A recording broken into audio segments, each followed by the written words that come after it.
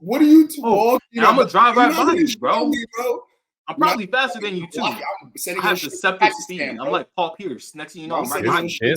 This better be the hardest 1v1 of all time with this. We can only play 7 though. We can only play 7. First to 7? Say less. Yeah, first. Yeah, don't let me skunk you though. Bro, I'm telling you, you're not getting nothing. Once I get that first point, it's wraps, bro. It's 7-zip, bro. 7-zip. I'll just let you start off with the ball then. That's how confident I am, bro. That's crazy. You gonna give the enemy your tools to defeat. That's why. we hyped you out the promo. We started recording 30 seconds ago, so this is definitely promo for the Andy versus EJ 1-on-1. It's going up. Place your bets.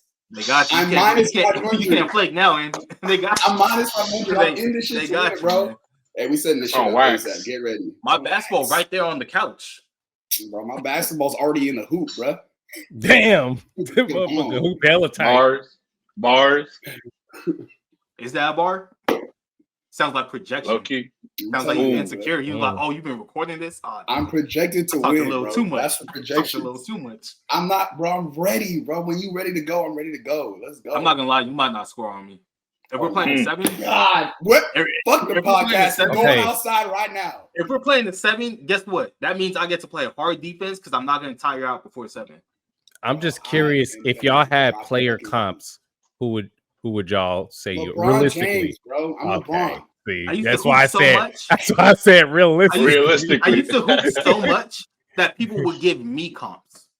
They'd be like, "Oh man, you play like Rondo."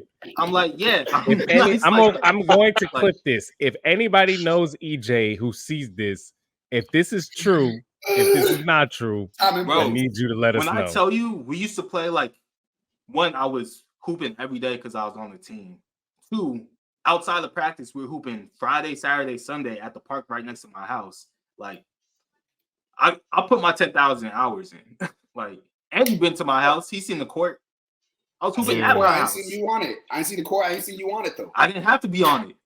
I'm gonna see you on it. I didn't have to be on it, bro. I'm gonna see you soon. We're gonna put all this. We're gonna checks will be cashed. We're gonna see. We're gonna get this set it up, right? Y'all let us know in the comments who you think you're rocking with. Me or EJ. Dun, dun, dun, dun, dun.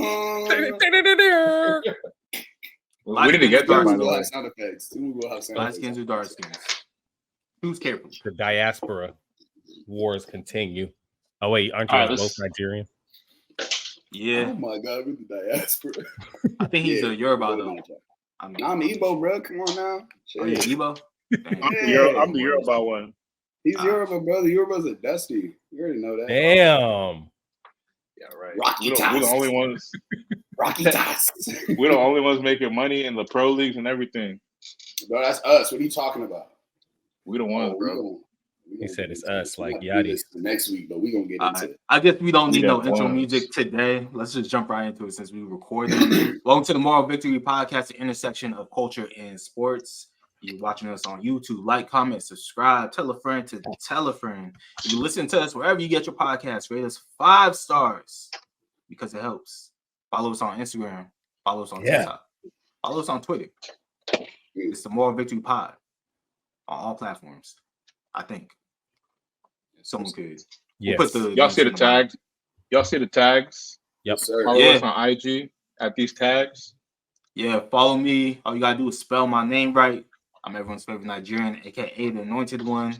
Ehizoje. Again, that's Ehizoje. You already know what it is. It's N-Dub, Andy, Indigo Baby. Follow me on IG at Indigo Baby, just like it's spelled right there. INDIGOBBY. Add an extra Y if you're trying to find me on Twitter. Fuck Elon though. You know what it is? My name's Blake. Who? Blake John. Follow me at BLK_JHN. Instagram only. Might get back on Snapchat. Might do a little something, but Instagram for now. Ooh, midlife crisis. Midlife crisis.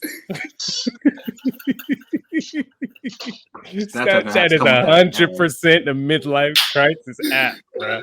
Or the freaky bull app. It's coming back. It's coming back. Is it? Good boy Q, aka Big Phoenix, the biggest. Follow me, Big_Phoenix. You see it under there. Hello. Hey, I messed up. Blake's intro, but y'all did it perfectly. I'm just thinking, I went into it thinking it was about to get ruined, but I commend y'all. That was perfect. Oh, you had no faith. You had no faith. I had no faith, and that's high key. That's disrespectful. I do have one thing to say though before we really get into this. My fellow Nigerians, is Tim's Nigerian? Yes. Tim, yes. Okay, so how the fuck does this guy? How does this guy get to say he's everybody's favorite Nigerian when Tim's is walking this planet? That's a big fact. And when I'm on, have you met Tim's? Have you met Tim's? I don't need to. I've seen her. Hey, Medina. Door closed, headphones on. She not seeing this. Broadcasting on YouTube. Don't call her back up. I'm gonna send the link. I'm gonna be like, yo, at 4 minutes. Oh, at 6 minutes, 2 seconds. Tim's is 101. I don't think she'll mind either. She probably agree with you. Did y'all restart the recording? Nah. Also, sorry, y'all. We had a little mishap earlier this week. Had to reschedule to Saturday. I think we're back Tuesday, right? Yes, sir. Yeah, we'll be back Tuesday. I'll take the fall on that one, even though there's a little miscommunication with one of our other members. I'll take the secondary fall. That's crazy. I'm taking no falls, boy. I'm taking no falls. I was up and ready to go. I seen what I seen, and I said, all right, the day is cooked. I'm going to do something else. I have work obligations. We're hella busy right now. You know, my boss is on maternity leave, so we got like hella extra work. Life event accountants. So popping out babies and populating the earth. Shout out. It's more than what Japan can say. Dang. Yeah, sorry, y'all. We are a Japan-friendly podcast. Sorry, just Japan. FYI. Hey, but I want to go one day, man. They want niggas like over there, like us over there, populating. I hope y'all know that, right? They do. They literally have a mandate out. They want niggas because their population is declining because there's too many open. I'm telling you, all y'all single black men, niggas. I do want to go to Japan, but not for that. They're paying, bro. It's a trap. I know. I want the culture. It's a trap. They're paying. Yeah, Why is it not topic? Give me more information. Excuse me. How much money? I seen something like that on Twitter, but I don't know if it was real. Yeah, I'm just quoting Twitter. I don't know if it's real either. I be offline a lot.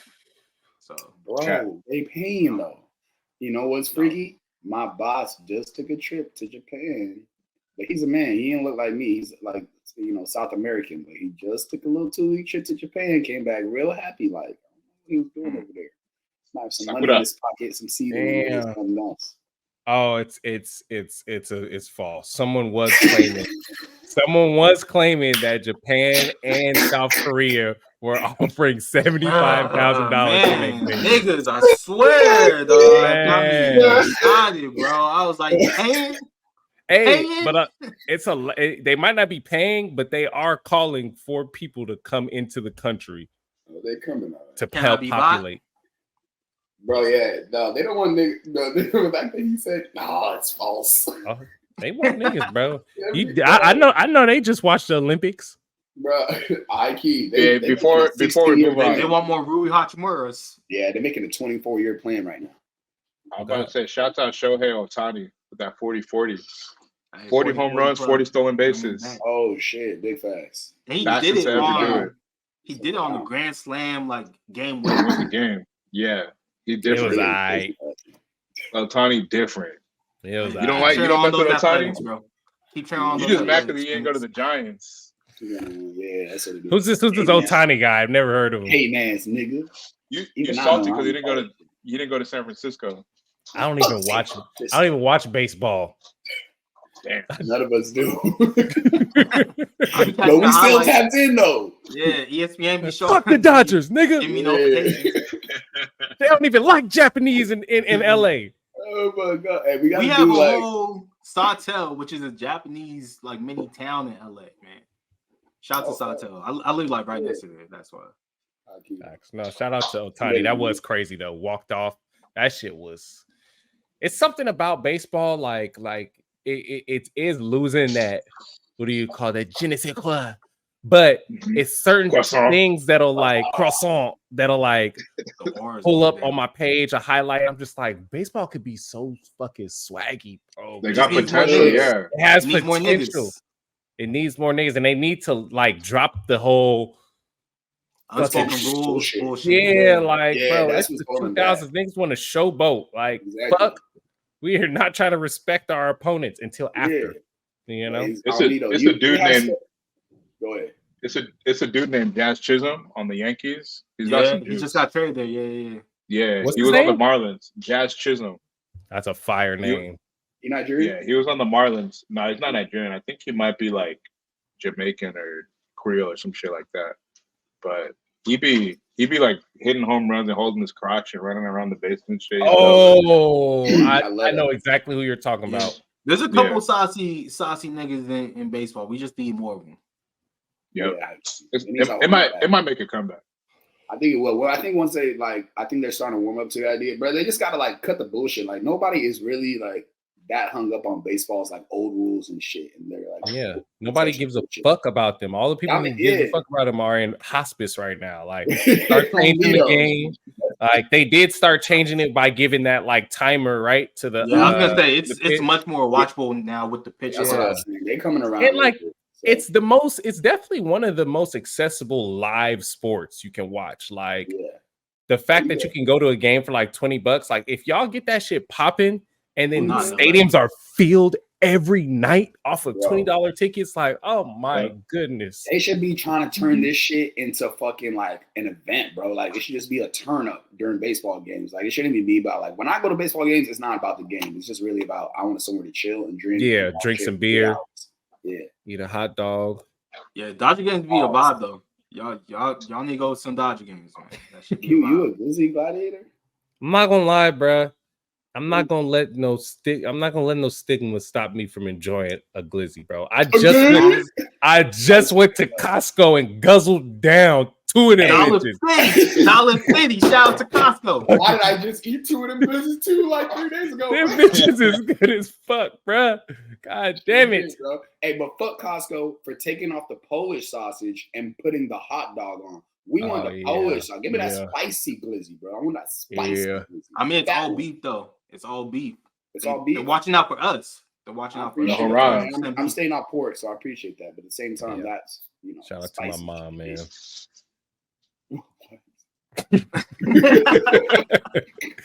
My mom been trying to give me this. We just started topics. My mom's Muslim, man. She been wanting me to stop eating pork, and I don't. Okay, bro. I was like, I had to throw that in there. Yeah. Please explain. Before you eat, your mom's watching this shit. No, I feel it though. I don't eat pork anymore either, unless it's like pepperoni pizza. That's the only time. I eat pork. Yeah. Or it's the damn Asian food, bro. I'll go to ramen, and then you want pork inside of it? Yes, brother. Yes, I do. God damn it. What? Sorry, Mom. Pancake, eggs, and bacon? Yeah. I'm not gonna lie, I'm absolved from bacon now. Like turkey bacon's there, bro.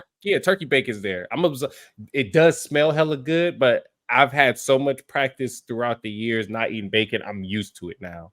It's the other thing. Yeah. Like when you have the crispy pork belly. Mm-hmm. Ooh. Nigga. Yeah, you just moved to San Diego too. Bro. I know. Al Pastor tacos, man. Shit, carnitas. I'm not a carnitas guy, to be honest. I'm a that's my shit. Al Pastor carnitas I grew out of too, because I'm used to it. Same thing as bacon. It smells good, it looks good, but they just be chopping that shit up looking like the shawarma. I'm not over the Al Pastor yet, but the bacon I'm off. I'm cool off that. The other shit, pork bellies. Fuck. I always felt like bacon was overrated. I'm not gonna front. It kind of is, to be honest. But you know what it is? It's like I wouldn't say that. Bacon is like a KD compared to sausage. Compared to sausage, way better. It's a way better option. No. Sausage got rocks in it. Sausage be some sausages be making me want to throw, especially like breakfast sausage. Like I'd rather get a little beef in it. I'd rather get a hamburger patty on the side. You mean seasoning? We having some seasoning. No, I know what you're talking about, Blake. I know what you're talking about. Because sometimes it'd be hard shit inside of yes. And I'm like, I don't know bro, what that it's is. not seasoning because it's caught in between my teeth right now, brother. Yeah. Nah, it's probably some fucking lymph nodes or Pepper some shit from the flakes. pig, bro. Some nasty ass kidney stones and shit. Oh man, turkey sausage, bro. Can't be eating no pork sausage. Turkey sausage? Man, see, this is my thing, bro. If I want to eat sausage, I'm gonna fucking fuck that shit up. I'm gonna just get the whole thing, the turkey real sausage. thing. Chicken sausage is fire too. Mm-hmm. All right, let's dive into this shit, man. Long ass. You know, sometimes in life you need a friend like Rich Paul, who's gonna look out for you. So we have the story of Rich Paul stopped LeBron to the Warriors trade talks the moment they started.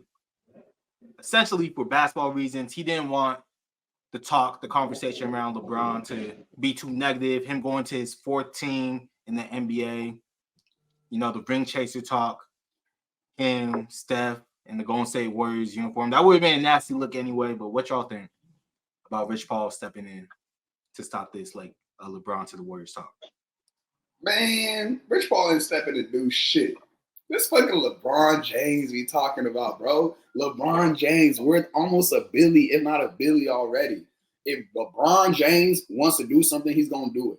He already knows about the stigma. This is the most calculated man in basketball throughout the whole history of the NBA. He already knows about the stigma. I'm pretty sure he already was thinking about it, teasing it. You know, he liked a little attention too. So he's probably thinking about it, teasing it, but he's not really down with it. His son was going to school out here. His son just got drafted to the team. He already knew I have a pathway to get my son on the team. Like, I don't really think he was really down to actually pick up shop, move his whole family again. He's staying in LA no matter what. No matter how trash the team is, no matter how rocks, no matter who Genie fucking on the side, you know, how many inputs Kurt Rambis puts in that is bullshit. Fuck Kurt Rambis. He not leaving LA. I think he was just flirting with the idea. I think he really wants Steph to come. But Rich Paul, shout out you for being a good friend, and taking the L on that. But I don't really think it was. I think it's just more sensationalism to make it seem like it could have happened. But you know, my power is this, that I was able to step in and stop the trade. But LeBron wasn't going. LeBron want to go. He there already. Yeah, just to piggyback off that, I really think that even if LeBron did go through and this whole trade went through, after the summer he just had, proven that he's still a top 5 player in the NBA, you know, as long as it's like a limited amount of time and not an 82-game season, I don't think this could hurt his legacy because he's already proven he's won a championship in 3 different cities. You know, if he were to ring chase and go to Golden State, it's really him teaming up with like another 35-year-old dude. So I wouldn't even think the fans would receive this as ring chasing. So, I mean, like Andy said, Rich Paul ain't do shit. LeBron just decided to stay home and chill and not uproot his life. Dude's pushing 40. It's not that serious for him anymore. Yeah. I mean, I'd agree to a certain extent. I mean, you're right. Like, LeBron's going to do whatever the fuck LeBron wants to do. But at the end of the day, Rich Paul, we can't sit here and say he doesn't have any influence over LeBron's life. Like, he does. LeBron's going to listen to him at times. He may make his decision at the end of the day.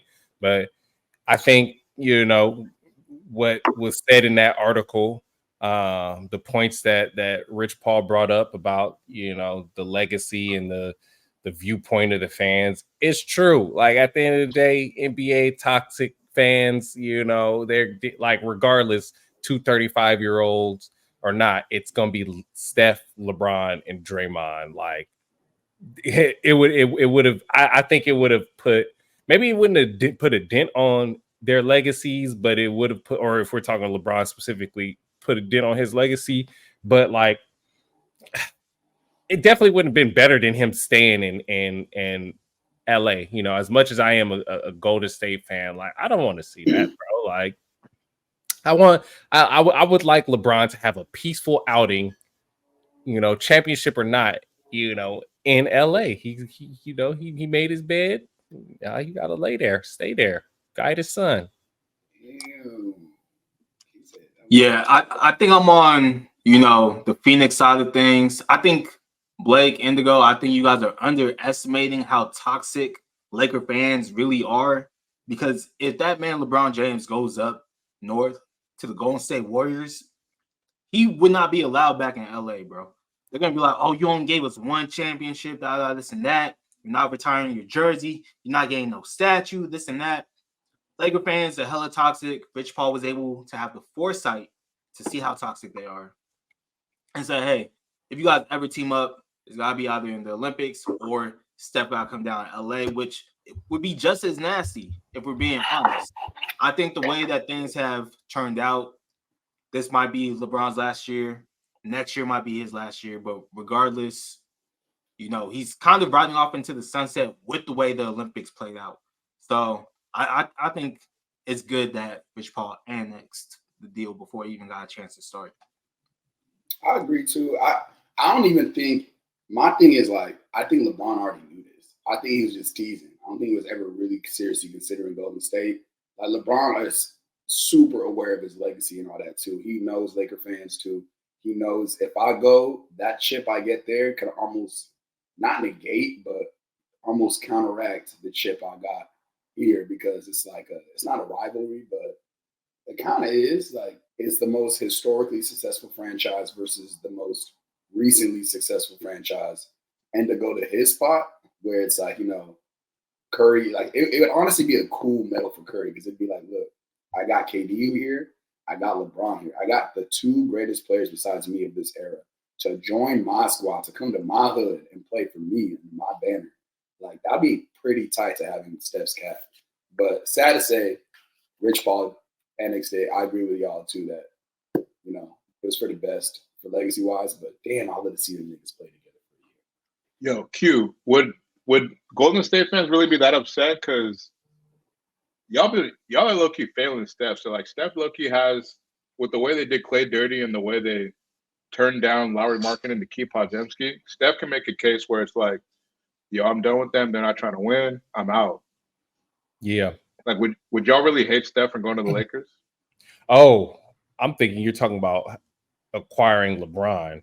Hate Steph? No, I'm saying, yeah. Steph. I don't think we would ever hate Steph. Let's throw that out the window. I think Steph has done so much for us. Obviously, there's going to be fucking casuals, super casuals who just want to get mad at everything, like just, you know, not realizing that players have to like make the best decisions for themselves.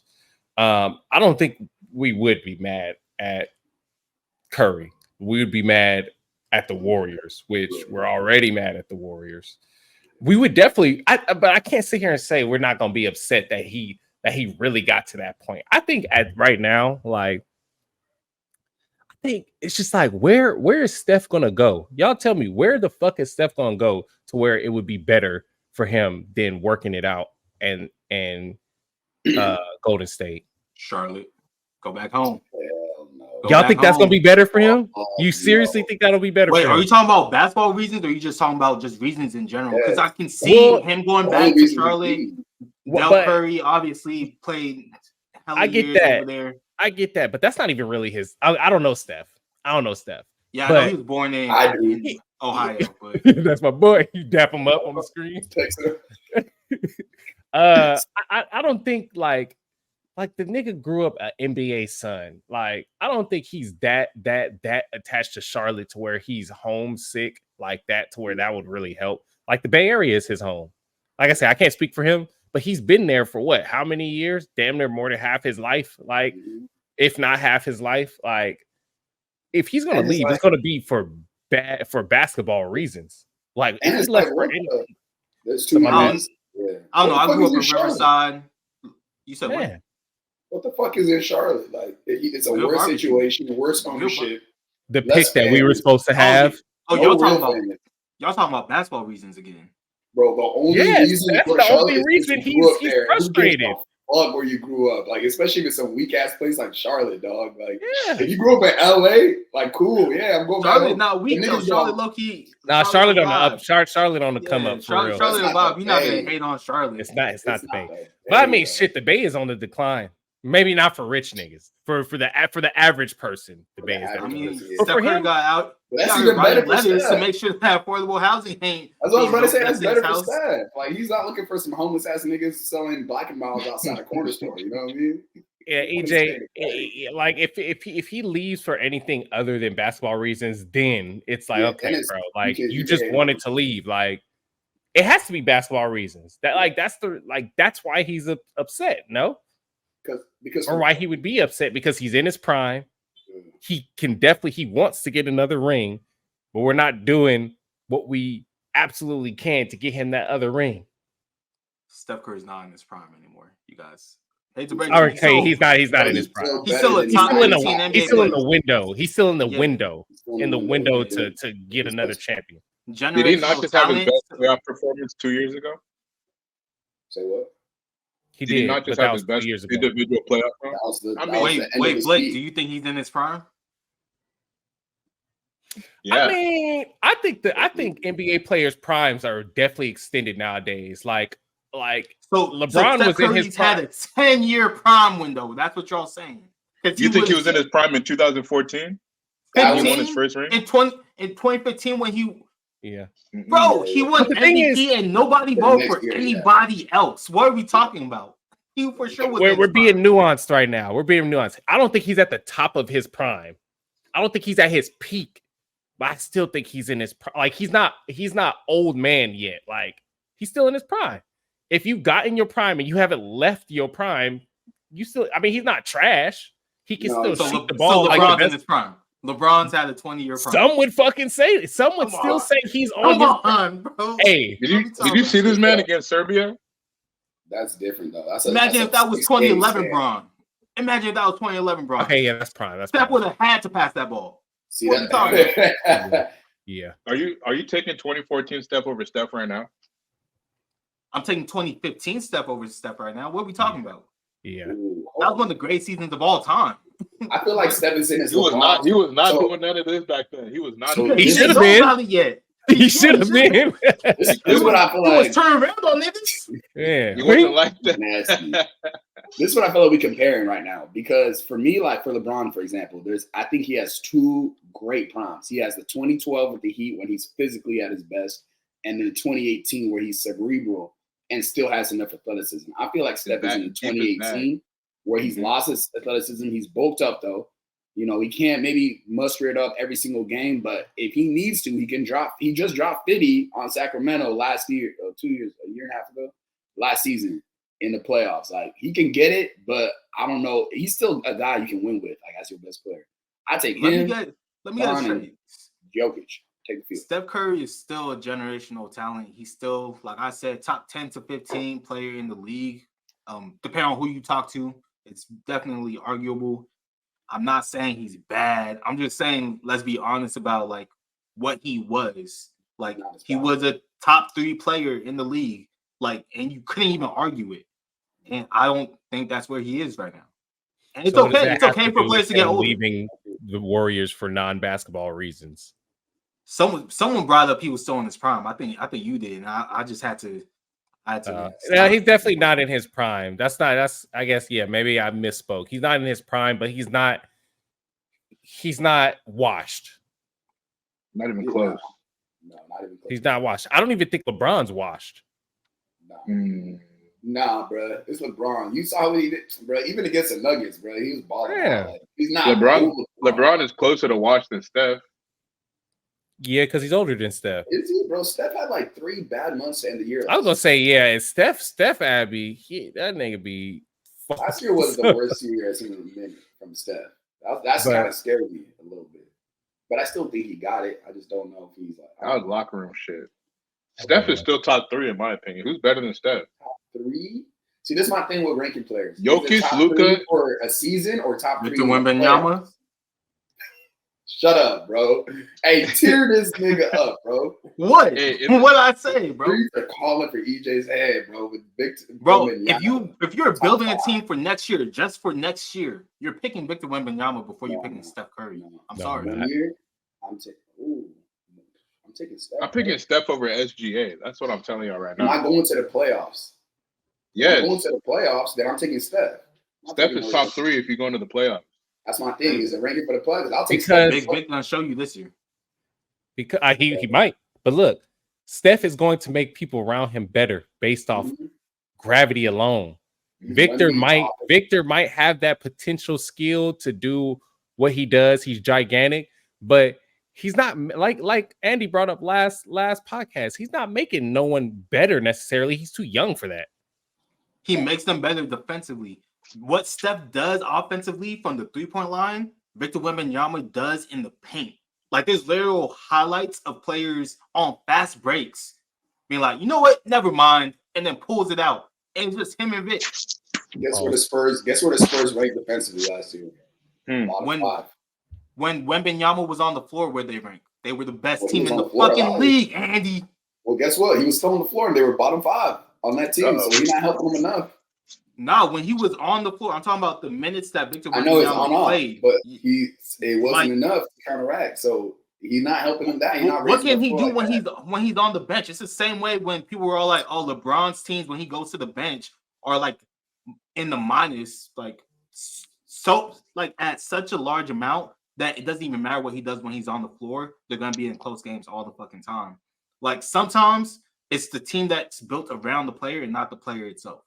Look, without maybe he needs to play 48 minutes. Without Victor Wembanyama, their defensive rating was 119.6. With it was 116.7. Damn, that's not that much of a difference. What the rankings look like? I don't know. That's what I'm trying to find right now. EJ. 24th. I can't tell with or without though. With and without, just in general, it's 24th. Where can I find? Just go to the first ranked team and what's the rating? That's the defensive player of the year right there. 24th ranked defense. Damn, I wish they just gave it to me straight up. Let's move on while I find this. So we don't have dead space. Speaking of washed players, we got one washed player who's actually pretty good in international play. Talking about one of our greatest of all times. You got Dennis Schroeder, former Laker, and Kevin Durant. So Dennis Schroeder made some waves in the basketball community a couple of weeks ago when he was comparing. Essentially, he was answering a question in regards to what's the difference between international basketball and national or NBA basketball. And he pretty much said, when it comes to international basketball, there's no entertainment. It's straight IQ basketball, and you have guys who know how to play the game. Essentially, he's saying it's fundamentals. And then obviously Kevin Durant, USA Olympics team, they go out to win. They win the gold. Kevin Durant posts a picture on IG, and the caption is "High IQ and entertainment," essentially alluding to what Schroeder was talking about the week prior. And then they asked Schroeder about it last week, I believe, and he says, you know, they won, and Kevin Durant tweets high IQ and entertainment. For me, that's just being weak.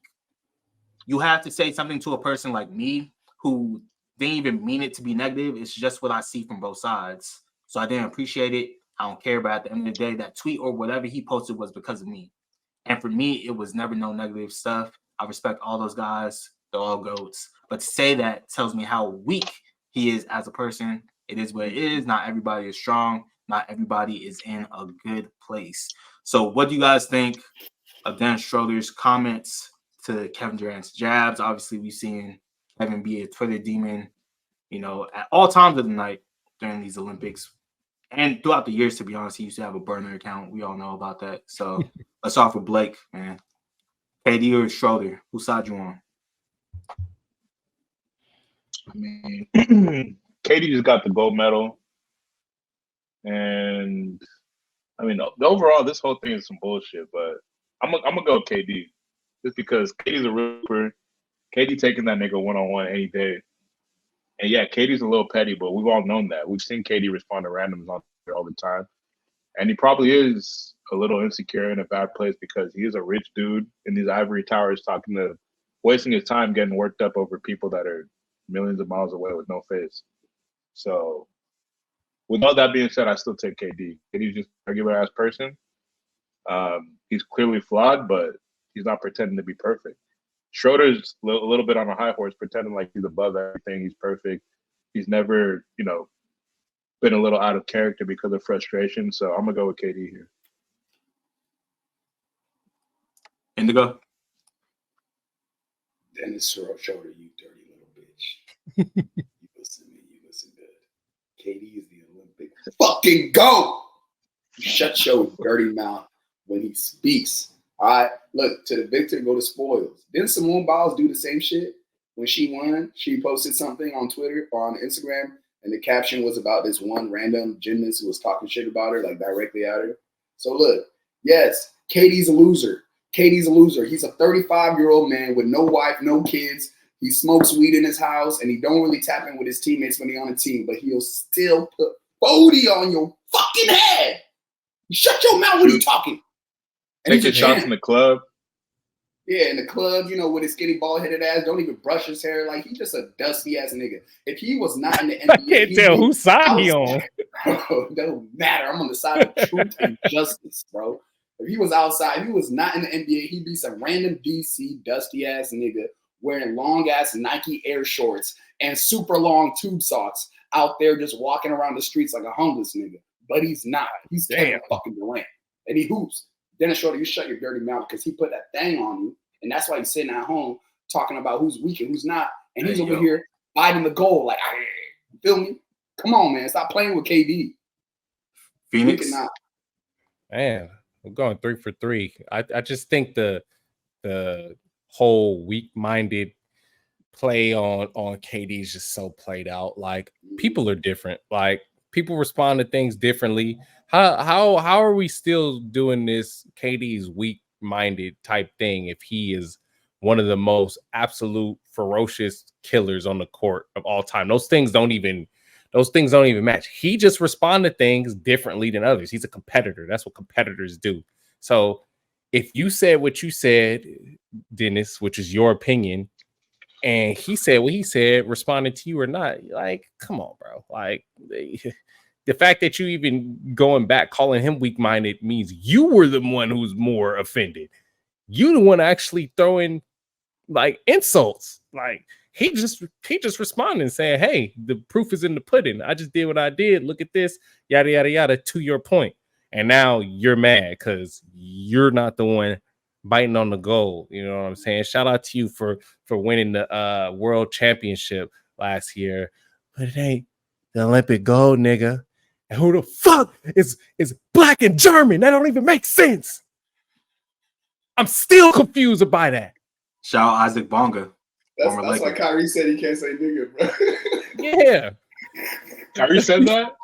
You don't remember that? That one thing was like 2 years I do remember that. That must got in a fight. Kyrie was like, I told him don't call me that. That's why that was got in a fight. Schroeder low-key be in it with a lot of people. Like, he had some beef with D'Lo last offseason. Mm-hmm. That's what I'm saying. Then he talking a lot of trash. KD is weak-minded. Like, y'all doing the same thing. I think I see it from both sides, to be honest. Like, Schroeder was just answering a question in regards to what the difference between international and NBA play was. And he's right. I mean, you ask anybody like that's in that world, they tell you, hey, if you play overseas, it's more fundamental. Like they play a lot slower. It's a lot more half-court offense. You have to know the game of basketball to succeed. If you ask Luka Doncic, he came out and he said, hey, it's easier for me to score in the NBA than it is for me to score in EuroLeague, And so that's a top 5 player today that's letting you know, like, the differences. I think in this situation, KD was just throwing a jab because he won the gold. I don't think Schroeder should have been that offended by it, but I don't think his original comment was really, in the wrong. So I think there's just, pettiness versus pettiness. So yeah, these 2 of the top 10 petty niggas in the NBA that happen to collide. Why you keep whispering, bro? I'm not whispering. I'm trying to fix I'm not gonna lie. Nobody can hear me. I just been smiling and nodding every time you've been talking. Damn. Well, let me turn my game. Now I'll hear you a little bit, but you'll start off whispering. Oh wait, is your mic? Are you connected to your mic? Or are you connected to my mic? My earphones. Tap the mic. Tap the mic real quick. Nah, you connected to your. You connected. I was thinking that this whole time. What? Go in your audio settings and then see if go to settings and then go to audio and see if you're on your mic or your thing. No, I don't have no input on. Wait, what you mean? Like my input? Yeah, because what's your mic connected to? Your computer? Yeah. All right. Yeah, go on settings. And then go on audio. They can looking at the floor like, yeah. Because I was looking for my charger, bro. I gotta see my shit on 26%. The best. Can you hear that? Oh, there you go. Oh, Hey, look who decides to join the There you chat. go. Baby, He's we back. Look back. who decided to join the chat. Hey, talk about it. We with it, gang. Yeah. It's more condensed so now. funny. Because when There I we was, go. you were talking earlier, and I was like, I'm not even gonna lie, this sound like, because like you moved back, I was like, how the fuck does that sound the same? I was like, this nigga is on his laptop Bro, I audio. was like, why y'all tripping? I'm hearing myself fine. Like, y'all good. Well, of course, Bruh. you're hearing yourself on, bro. Golly, bro. Over here getting finesse. Last time I thought it was a computer. I thought it was I didn't brief. My God. Bro, you sound like you sound. So I that feel whole like someone 4 took minutes out was- my wax in my ear. You sound clear as fuck. Hell yeah. So what That did the first 40 settings minutes say? was jank. It was connected to the microphone, but just I have 2 microphones in here. I don't know why. Like it It's probably computer microphone. no. It Yeah. said the same like microphone. It just I have 2 of the same thing, like exactly the same 2 listing. brands. Like I said, Oh wow. yeah, 2 of the same same brand. exact same. So I don't know what's good, but we back though. We back. Back. That's good. Those topics we talked about earlier was little light topics anyway. Yeah. Yeah. Well, It wasn't welcome outrageous. to our TED Talk. KD. So, okay, if you guys have audio difficulties, we can help you out. We can Exactly. talk about it. Not Let's for go the into real the show. UFC. Geek Let's go Squad. into the UFC 305. Pain, Recap. pain. Crazy, Phoenix, bro. go ahead, run us through it. Yo, we here. UFC 305. It was a banger. I wouldn't say it wasn't a banger. Let me pull it up real quick. Wow. So, and I'm gonna give y'all. I'm gonna be honest. I'm gonna tell y'all exactly what I thought was gonna happen. And real quick, Oops. Yeah, what's up? you were riding to shit before this. I was writing to shit. I just see a bunch of free beat tabs. I'm telling you, me and Medina were in the studio last night, bro. I'm trying to tell you, she really. I believe you. I was just asking. Oh yeah. I was in the stew last night. Yeah, let me get these off, bro. Actually, no, I'm gonna keep those. Yeah, keep them. You might have some gold there, bro. No, for real. So we'll start off real quick. We'll run through them because we know what we really want to talk about. We have the Leech versus Carlos Prates. Now, off the top, I'm gonna tell you right now, Carlos had probably my favorite performance of the night. I didn't know who he was. Carlos, if you see this, I know you don't really speak English like that, but if you see this, I slept on you and I'm sorry as fuck. This man is about to be a problem in welterweight. I tried to tell y'all, fate of the world on the line, who y'all want, and I said Carlos Prates. I'm so glad this is recorded. Glad this is recorded. Y'all need to start listening. This valid? Oh, you did actually. You say, all right. Yeah. You valid for that. Leech let me down. I mean, I purely went off of fandom. You know, I like Leech, his personality, and you know, he is coming off of some sort of injury. I don't know what it was, but I don't think it was. I think he would have lost regardless. Carlos looked crazy in there. The way he was striking with them, he would knock him down, step back, and say, "Get up. I ain't done yet. And the way he finished him was just crazy. And that's crazy. The Leech has never been finished before. Carlos was the first person to do it. You lying. Yeah, Carlos was the first person to do it. Was crazy. So I'm a big fan of Carlos now. I love when this happens. Like, I love just, you know, gaining a new fandom. All right. Crazy. Okay. I take that. I take that with pride, though. All right. We do need to start keeping track of this. I need y'all to know. No, for sure. Big facts. Sure. Anybody else got anything to say for this one? No, Carlos pretty nasty. That was my first time watching him. Dude was pretty nasty though. Yeah. That was my first time. He low-key slept Jing Liang like 3 times. Yes, he did. Yeah, high key though.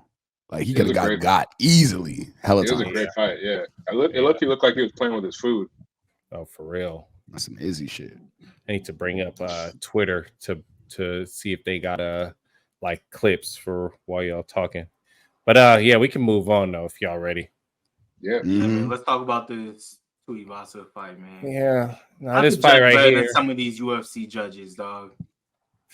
Because like, be rigged, bro. Like, first of all, for a heavyweight fight, shit was fucking trash, bro. Yeah, it went the distance. That was crazy. It went the distance, bro. I wanted to see someone get knocked out, which is how you know it's trash. Yeah, that's what I'm saying. Like if it's a heavyweight fight, you know, it's not a lot of like sharp skill going on. Mm-hmm. Let's see someone get knocked out.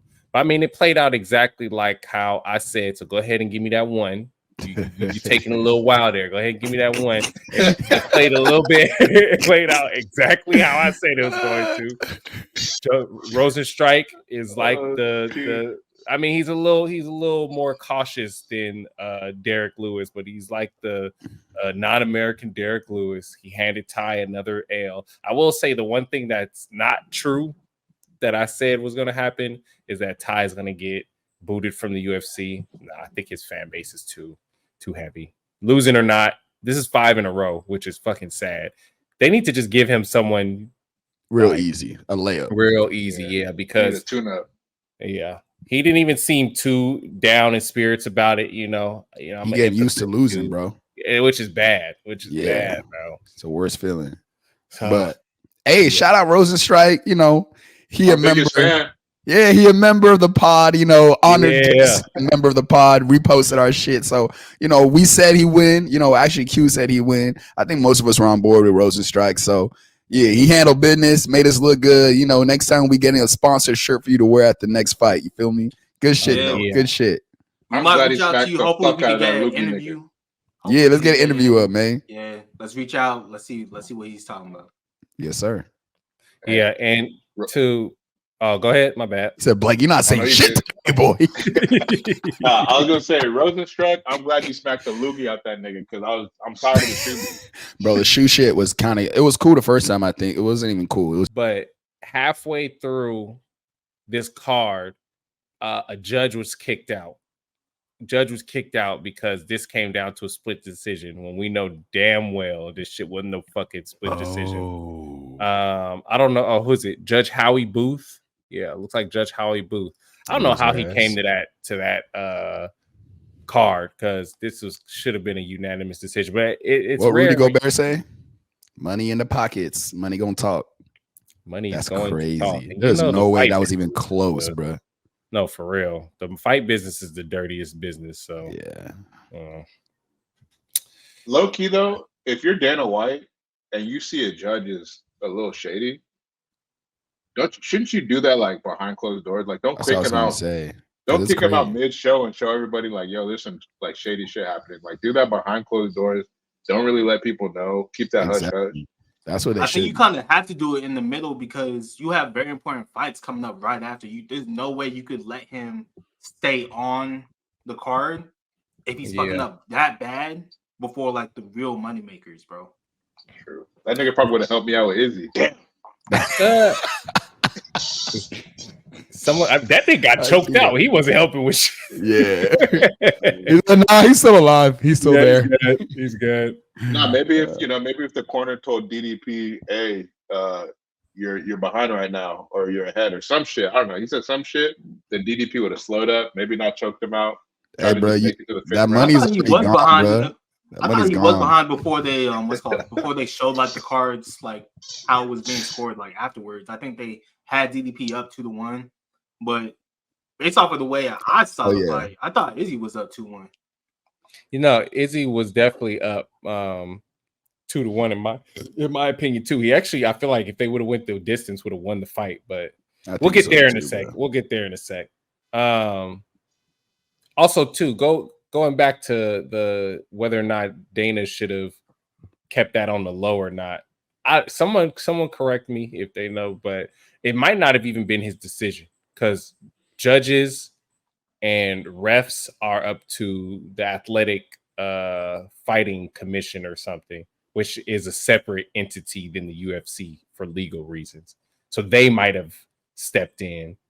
So Dana White might have not even had a choice in that. Because I know Dana White actually does not really fuck with a lot of judges, especially when they give draws or no contests or things like that, because obviously that kind of messes up the momentum of weight classes and things like that. But yeah, boring fight. Tai Tuivasa, Rosenstrike. Shout out Rosenstrike. Blake, Moving have you on found a to color you like yet? You said what? Blake, have you found a color you like yet?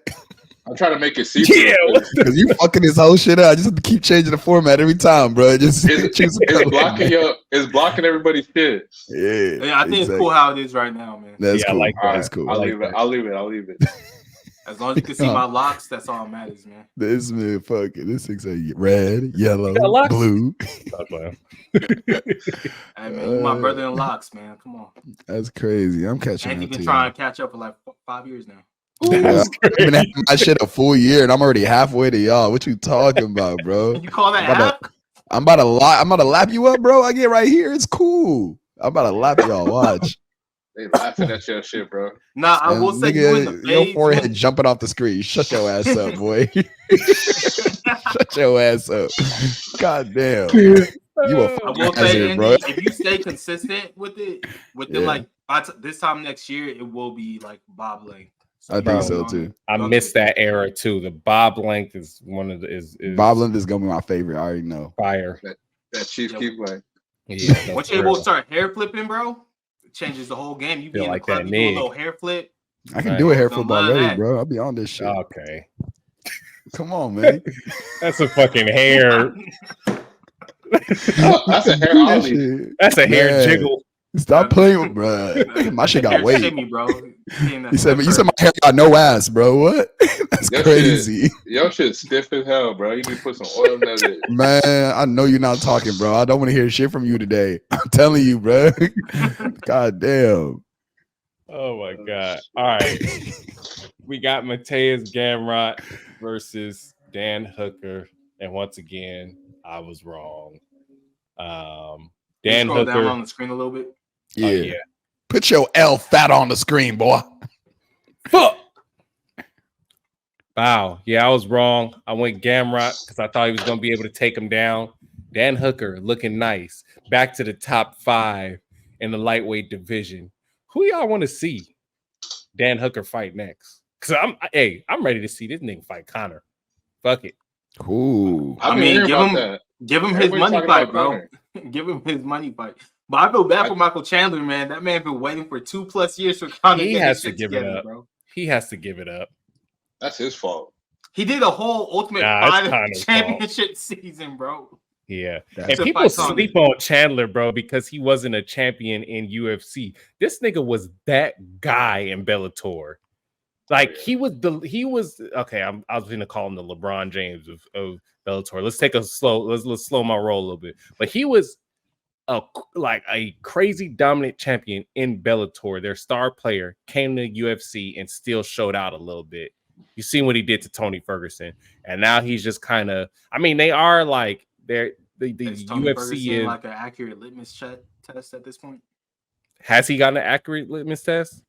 No, it's Tony Ferguson accurate litmus test. I think at that time it was. At that time he was. We haven't seen him win since. He might have already been done. That's what I'm saying. That might have been part. You see how he kicked him in his chin?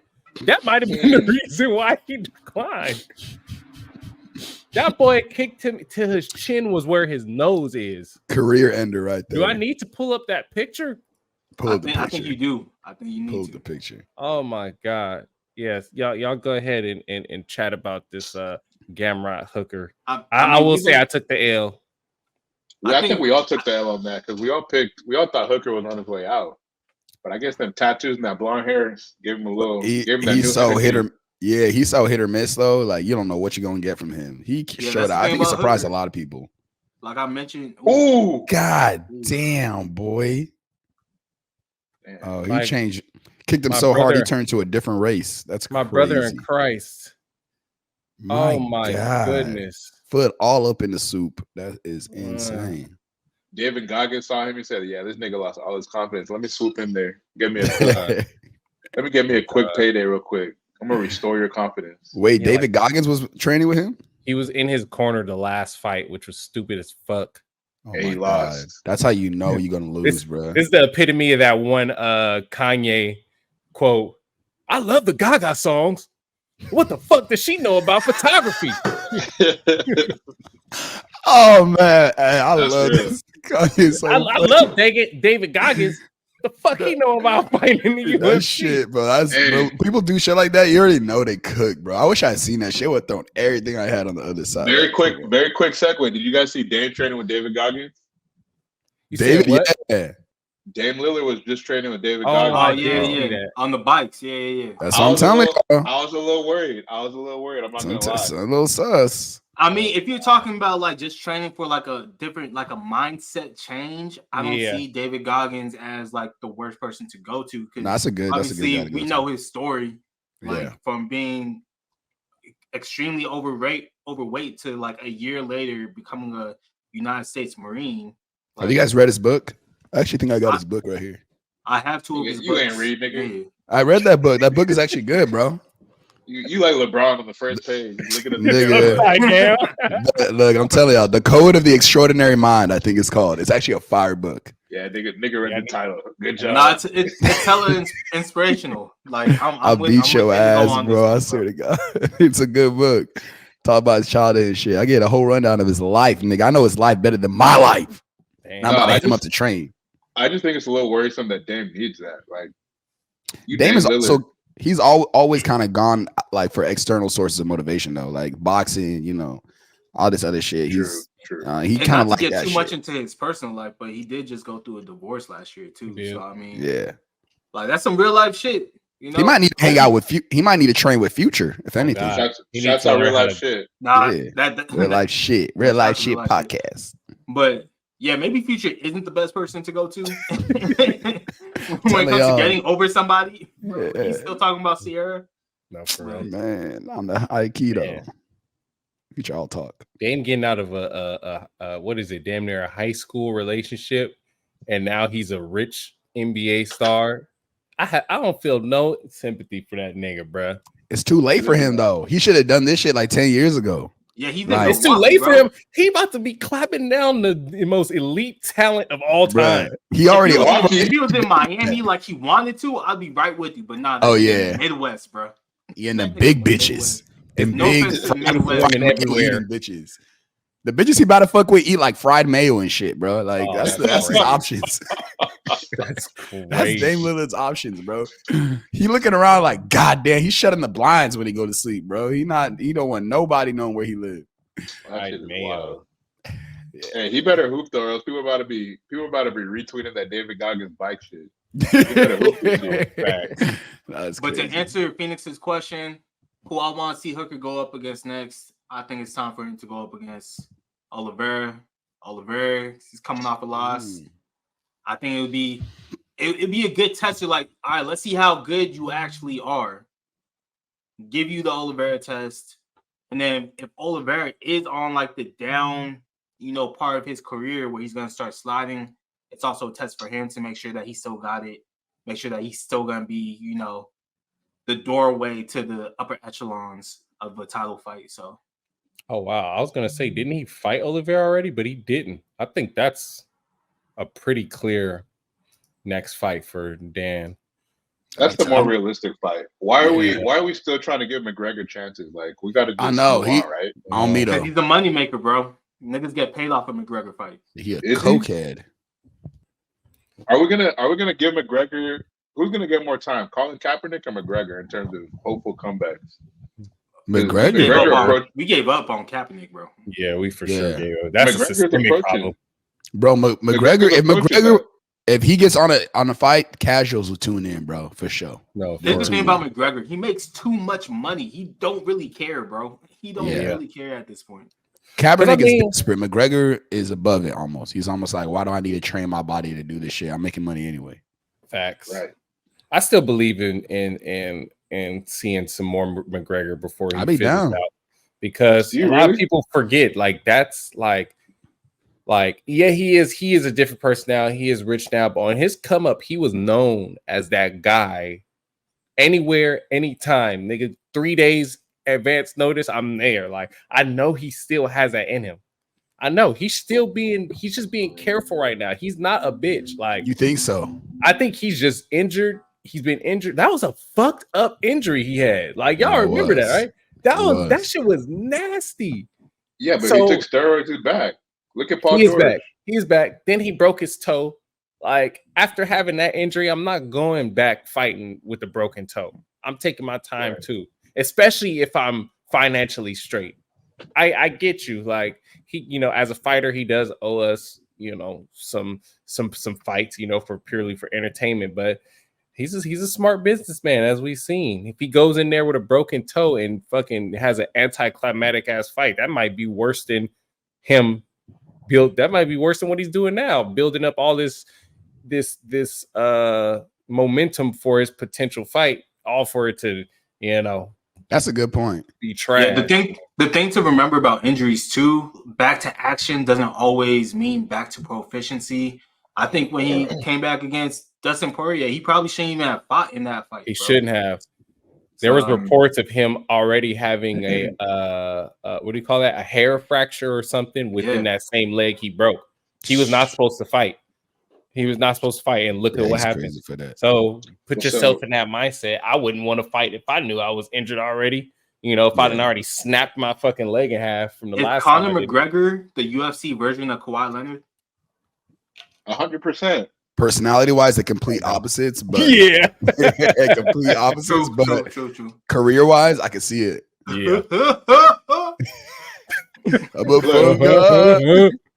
I hear what you guys are saying, but like, how many years have to go by to where you're just like, all right, this guy's he's washed, it's done. Honestly, I'm gonna say this right now, and I think I'm a fool for even doing this. I know I'm a fool.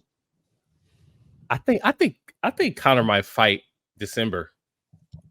Really? He said he's not fighting for the rest of the year. I don't believe that. Really? I feel like I don't believe that. A minute before it comes. I think you're a big Conor fan, and you're I'm not. I do like when Conor was like in his prime. I hated Conor. I wanted him to lose every time. But I love what he brings to the sport, though. I will tell you that. I love what he brings to the sport. So yes, I'm being wishful, but something about it, like, I don't know. I got this feeling in my stomach. We'll revisit this in December. I think he's fighting in December. That's what I'm saying. That would be crazy. One last question before we move on. One last question before we move on to Kai Kara. Who fights first, Jon Jones or Conor McGregor? Jon Jones. Jon Jones for sure. He just fought like last year. Yeah. Dana's been sucking the meat off his dick lately, so he must have something that he knows that Jon is something about Jon he knows to give him some confidence that he's coming back. You better have. Has he always been that big of a fan? No, that's what's crazy about it. Like, yeah, Dana hated this nigga because of all his antics, and now he's putting a superstar, like a potential superstar in Tom Aspinall, who could carry this heavyweight division after Jon Jones is gone. He putting them down, like, all because he wants to suck the meat off. I don't know what's going on with Dana and Jon Jones, bro. Like that switch is crazy. He's just being so defensive. I don't know who doesn't agree with him. Like, Jon Jones is the goat. Enjoy my background. I'm gonna get a charger. It's all good, but yeah, like I don't know. Dana's on some weird shit, especially with this whole heavyweight interim title situation. I mean, realistically, talking about what you enjoy about what Conor brings to the sport, I would say Jon Jones is a close second. Oh yeah, like casuals will tune in for sure. Easily. I could see. I want to see him fight Tom Aspinall, man. I don't even care about the Stipe fight no more. Stipe 45 years old. He a firefighter. He a firefighter, bro. Yeah, he's a firefighter in fucking Russia. He probably is nice. It'll be a legendary fight for sure, but like I'm trying to see a real I'm trying to see Jon Jones in a position he ain't never been in before, like some real young blood that he's attacking. All right. Did Kai Kara surprise you guys? Yes. Yes. That was a beauty. And we don't get flyweight knockouts. We do not get flyweight knockouts. Like, usually these go the distance.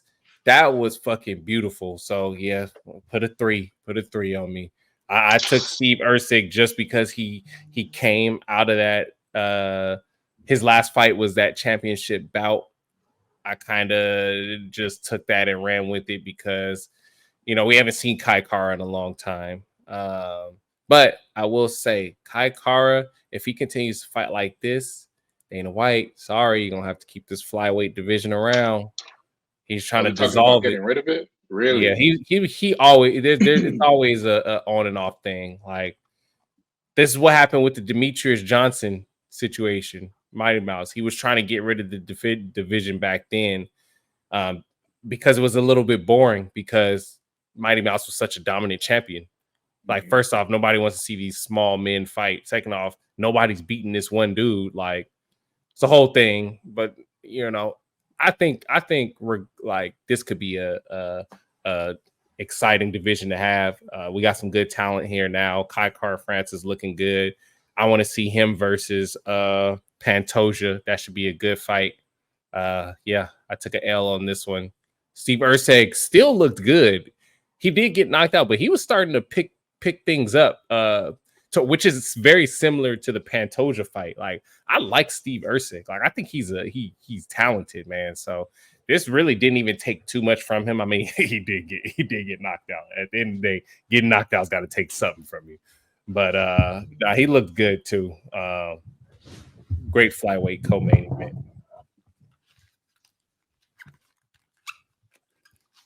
All right. What I miss? You missed Kai Kara, man. But first of all, who called Kai Kara? Me, nigga. I get that. Made some money off that too. Kai Kara, the beast, the legend. Kai Kara with a nice knockout too. And who warned you not to parlay that though? Because you was about to parlay that shit. I was definitely not about to parlay that. You just said that out the blue. I was not. I don't parlay UFC. I don't even run parlays. I don't run parlays. You warned me because you didn't think Kara was gonna win. But we're gonna talk about who you thought was gonna win. We all thought. Go look at the wax. I said Kara in the last podcast. Nasty. Yeah, fire. So at this point, City Kickboxing is 2-0, and and we were scared at this point. Yeah, we were scared. At this point. Dricus Duplessis, Israel Adesanya. They shed the beef. They go toe to toe. It was once again Dricus, bro. He fights like a toddler. Dana said it best. Dana White said it best. He don't know what he's doing, bro. And yeah, exactly. So fucking annoying. Dana White said he fights like how white guys dance, and I couldn't have said it any better. That's exactly. But it's effective somehow, because the way he even got Adesanya was by a flurry of punches, which leaded him to fall, and he caught his leg on the way down for what was to look like a heel hook. That sprawl turned into Adesanya's neck being open, and Duplessis put him out with a submission right then and there. I mean, the flurry of punches though was pretty technical. I mean, it was a switch stance, double jab. It's what you use to close the distance, still beyond the offensive. So I think the punch right before when he caught Izzy with the hook, I think Izzy was stunned. It was right before Izzy like pointed to the ground to let him know that he didn't fall, he slipped. But I think at that moment Izzy was stunned. And so that's what led to Dricus being able to close the distance really quick, hit him with 2 jabs, essentially get Izzy off balance. And then once the back was available, you know, he took advantage. But it's disappointing because up to that point, I think Izzy was out fighting him. It was very clear who the better striker was. There, he's kind of baiting Dricus. He's baiting him, waiting for the opening. But I mean, regardless, Adesanya looked good. Like, he seemed like he was in good spirits. Like, I think Adesanya is definitely this is going to sound like a backhanded compliment, but he's a great loser. Every time he's had a big fight where, you know, the stakes are pretty high and he lost, like with Pereira, like he handles it well. Him and Dricus squashed the beef. He doesn't look like he wants to take another break. I don't think he should take another break because he's not at an age where he should do that. But with that being said, 1, who do we want to see Dricus fight next? 2, my God. I thought you were saying Izzy. My fault. Izzy? So wait, you said you want Dricus to fight Hamza, or you want Izzy fighting Hamza? Because everyone else below Izzy smacked most of them already. Yeah. So if you're gonna use Izzy as what he is currently, and that is a prize fight, you gotta make the fight that makes the most money. Yep. Give Hamza the chance to jump through the rankings, and let him squabble real quick. Let's see if Hamza can actually fight in the middleweight division. Let's see if he has the stamina. It gotta be 5 rounds though. I'm not trying to see no 3-rounder with Izzy. Yeah. What about Dricus? Dricus, I think it's Whitaker's time, bro. Get that belt back, dog. Yeah. Damn, you think you want to run back the Whitaker fight? First, not the Sean fight. I just don't like Strickland as like a champ, bro. So Strickland just took time off between championship bouts, and he's all like, "All right, I'm not gonna fight anyone other than the champion until it's time for me to fight the champion again." If I was promised that, I wouldn't do it either. Dana said he's next. Shit changed quick. I just hate fights where I dislike both fighters, and I don't like DDP, and I don't like Strickland. So I'm not trying to watch them niggas fight. Wait, what about Pereira? Or he's not coming back down anymore, huh? He's talking about coming down, but Dricus kind of shot it down. I don't know. He's talking about going up. Oh yeah, too. Yeah. Hey, this is why I love Pereira. Like if he goes up and he wins at heavyweight, and he's just a dude who wins at middleweight, light heavyweight, and heavyweight, like no way, bro. All with no wrestling skills. Like this is no way. Like we're watching history be made. Like you're top 5, right? Easily if he goes there. Pereira hasn't fought Jan yet, so I don't know. I'm kind of waiting. Also, Ankalev, I want to see those 2 fights with Pereira because pretty much they've just fed him other strikers up to this point. Other people are going to like stand up. High keto. So all right. Before we get into that, I'm 1-4. Yada yada yada. Shout out to Dricus. You're right. Let's get into this. So we got what is that? That's going to be 3-0. 307. You talking about Roundtree? Yeah, so it looks like we got Alex Pereira versus Khalil Roundtree. There's a lot of talk about this because a lot of people think Khalil has kind of jumped up into a position that they don't really think he deserves. He was on the Joe Rogan podcast not too long ago talking about his suspension, which was kind of dumb. He took some supplements. A company does it. The third-party company does it for him. They reached out to him and said, "Hey, there is something in there that you shouldn't have took. You should go report it. It's a DHEA. Doesn't even help you when it comes to fighting. It shouldn't even be something that's a suspendable offense." But he told before he got a 6-month suspension. Damn. I'm assuming it got covered up or it got rescinded. Worked out because Nevada was trying to have him not fight for 2 years, which would have been super stupid. And he specifically talked about being upset because this was his time to work up to the Alex Pereira fight. Lord and behold, Dana must have been listening because now he has the Alex Pereira fight over Ankalaev, over Jan. What y'all think about this? Is Khalil worthy? He gonna get it done in less than a round. I'll give him 2.5 minutes. Dead ass. He's not gonna wrestle Pereira, and he's not. The only person who could stand up with Pereira is Izzy. That's the only other person in the UFC that could stand with Pereira, bro. There's no other elite strikers, middleweight and above, that can really stand with Pereira. So what are we talking about? Well, you don't think there's a heavier dude that has a better chin that could take Pereira's punches? No. In light heavyweight? Yeah, no, you're on Izzy's dick right now. There's definitely people who could stand with Pereira, and I think Khalil Roundtree is one of those people. Have you seen his Muay Thai? We gonna see. We gonna see. Okay, bro. I'm not gonna say he gonna win. I think that this fight is gonna go at least 3 rounds. Pereira and Izzy I can see this 3 rounds in Thailand, bro. They're legends in Thailand. They're not even Thai, my nigga. That's wild. You said what? Alex Izzy and Pereira are legends in Thailand. Like, you know who Khalil Roundtree is? Look, he's a legend in Thailand. That's what I'm saying. This is why this is the first. This is one of the first outside of Izzy, because I didn't even know about Pereira, honestly, up until the Izzy fights. Since then, this is the first fight where I am like, okay, yeah, we got a banger here. I don't know if y'all know this, but Khalil Roundtree I think he came in on a Contender Series. So his whole career was in UFC.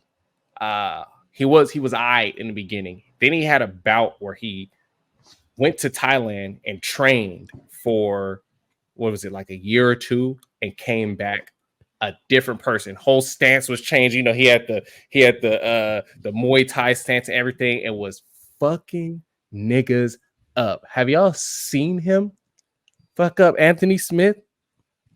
No, I actually didn't see that. I saw him one fight. Here's the thing about Muay Thai, bro. If you train like at least a year of Muay Thai versus someone who's never trained in Muay Thai, you're gonna be able to outstrike him easily. I'm saying Izzy and Pereira lived over there for like several years, bro. I'm sorry, like it's cool that he's trained over there for a year or two, like in the middle of his career. I'm talking about these niggas. That's how they came up. That's how they made a name for themselves. Like they were the top 2 fighters in Thailand. Like, yeah, they were. It's just levels. It's levels, man. Khalil Roundtree is a fucking fire out that boy, man. I think it's gonna be a good fight.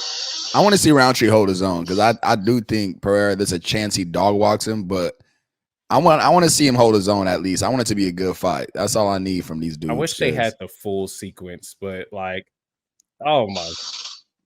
We see a lot of these big name niggas is falling off to these, people that we don't think really got shots.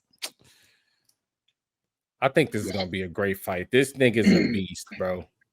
I guess I'm more just arguing against the fact that like he's gonna get cooked. You talking about like he just gonna get cooked, swept under the rug. Let's take a chill pill right now. Unless you got ground game, I don't think anyone at light heavy, because Pereira's naturally like a light heavyweight, so he doesn't have to. He doesn't have to, same with Khalil. Rehydrate. I'm saying because he doesn't have to rehydrate, he has an advantage over anyone who doesn't wrestle. No, okay, so I get that. Unless you wrestle, I don't think you have a chance against Pereira. I don't know.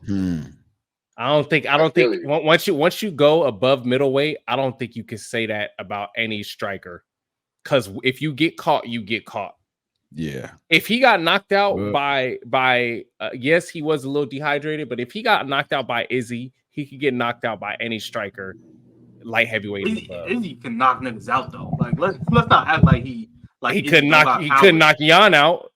And you think Jan is taking out? He actually got fucked up by Jan. Not only he didn't knock Jan, he got fucked up. He got embarrassed by that nigga. If he had a clean shot on Jan, he's knocking the nigga out. He just didn't have a. Do I need to pull up the highlights from that? I remember watching that fight. Do I need to pull up the highlights of him getting embarrassed by that nigga? We're talking about power, right? And you're talking about having a puncher's chance. The puncher's chance comes in when you knock them on the chin. I didn't see a single punch land on Jan's chin. Jan had great defense. I'll show you a specific sequence. Jan probably should have had the fight over Roundtree. We seen Jan beat Izzy. Let's see him beat Pereira. I kind of vibe with that. Jan can't beat Pereira. Jan can't beat Pereira. Pereira walking on. He'll walk him through. I feel like Jan's earned it though. Jan has ground game. Like his ground game is elite, which is why he beat Izzy. He tired Izzy out because Izzy was on his back for a majority of that fight. I remember watching that shit. Yeah, no, if it was strictly stand up, Izzy would have won that. I'm with you there. Hold on. I literally just saw a tweet because someone low-key tried to make the same argument. They said Jan wasn't even really trying to stand up and fight with him. Jan was in his face taking shots from that nigga. Taking shots. That a sequence doesn't describe a whole fight. But the whole fight, he got whooped, regardless of that sequence or not. Back a majority of the time. That was a decision fight. He didn't knock Izzy out. Izzy got whooped. Izzy was going up in weight. I think we're putting a little bit too much weight on this Izzy versus Pereira thing to where like these two dudes are untouchable when first of all, clearly at this point, Izzy's not untouchable. Let's let go of the fandom a little bit. He just got whooped like 3 times. Sad to say. Like in the past year. We gotta let it go. He I gotta let it go. I do feel like his most recent fights, he could have won almost all of them. He just fucked around too much. If my grandma had wheels, she'd be a bike. Every fight except for the Strickland fight. If Izzy didn't take a year off and he still had like his sharpness, his rhythm, and everything, do you think he needed that year off? Yeah, because he fought a lot of fights in the short span, bro. Yeah, he fought like the most fights ever within like I don't know exactly how many years, but he fought a lot. Yeah, I mean, if that with that being said, then I feel like he don't got it no more. Then I feel like it's mental, bro. I think it's black and white like that. I think it's a lot of wear and tear, bro, and it happens, bro. When you fight so often, we saw it happen with Volkanovski, we saw it happen with Usman, all these guys that, hey, within like a moment's notice, whoever wants to fight, they can get it. Yeah. Like we might not see that era of like championship belt holders in a long time. It might be until it's crazy because Pereira is doing that right now, and that's what's making me scared. Yeah, Pereira is literally doing. He's taking anything, anywhere, and that shit takes like, a fucking toll. It takes a toll, and Pereira's old now too. 37. Older than Izzy, yeah. 37. Like, are you watching? I see what you mean, though. Like, you watching these Izzy fights? Do you feel like he is like he's actually losing these, or he's just like making little mistakes? Other than the Strickland fight, because he lost the Strickland fight. Like, I think he got hurt. Like, I don't even know what was up with that. He got hurt in the first round, and he never recovered. But every other fight, it's like, oh, this Izzy's way better than this nigga. Yeah, and he ends up losing, and you just like, That's how I feel.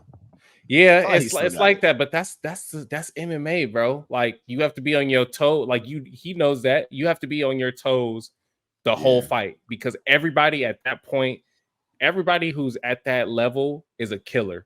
You make one mistake, Dricus du Plessis' clumsy ass gonna fall on you, and you should have had your neck open, bro. Like that's the number one rule. Like Pereira knows that. Like he made a mistake with Izzy. Is he fucking ready to knock his fucking big ass out? And I'm saying this was that a mistake with Pereira? I think Izzy just kind of played possum and then he got him real quick. And Izzy knocked him out in the first fight too, but he got saved by the bell. He got saved by the bell, which I think that's why that's kind of like a mistake. Like, how did you not learn that he knows that? Like, and he left his chin wide ass. Oh, bro, the amount of serotonin and adrenaline.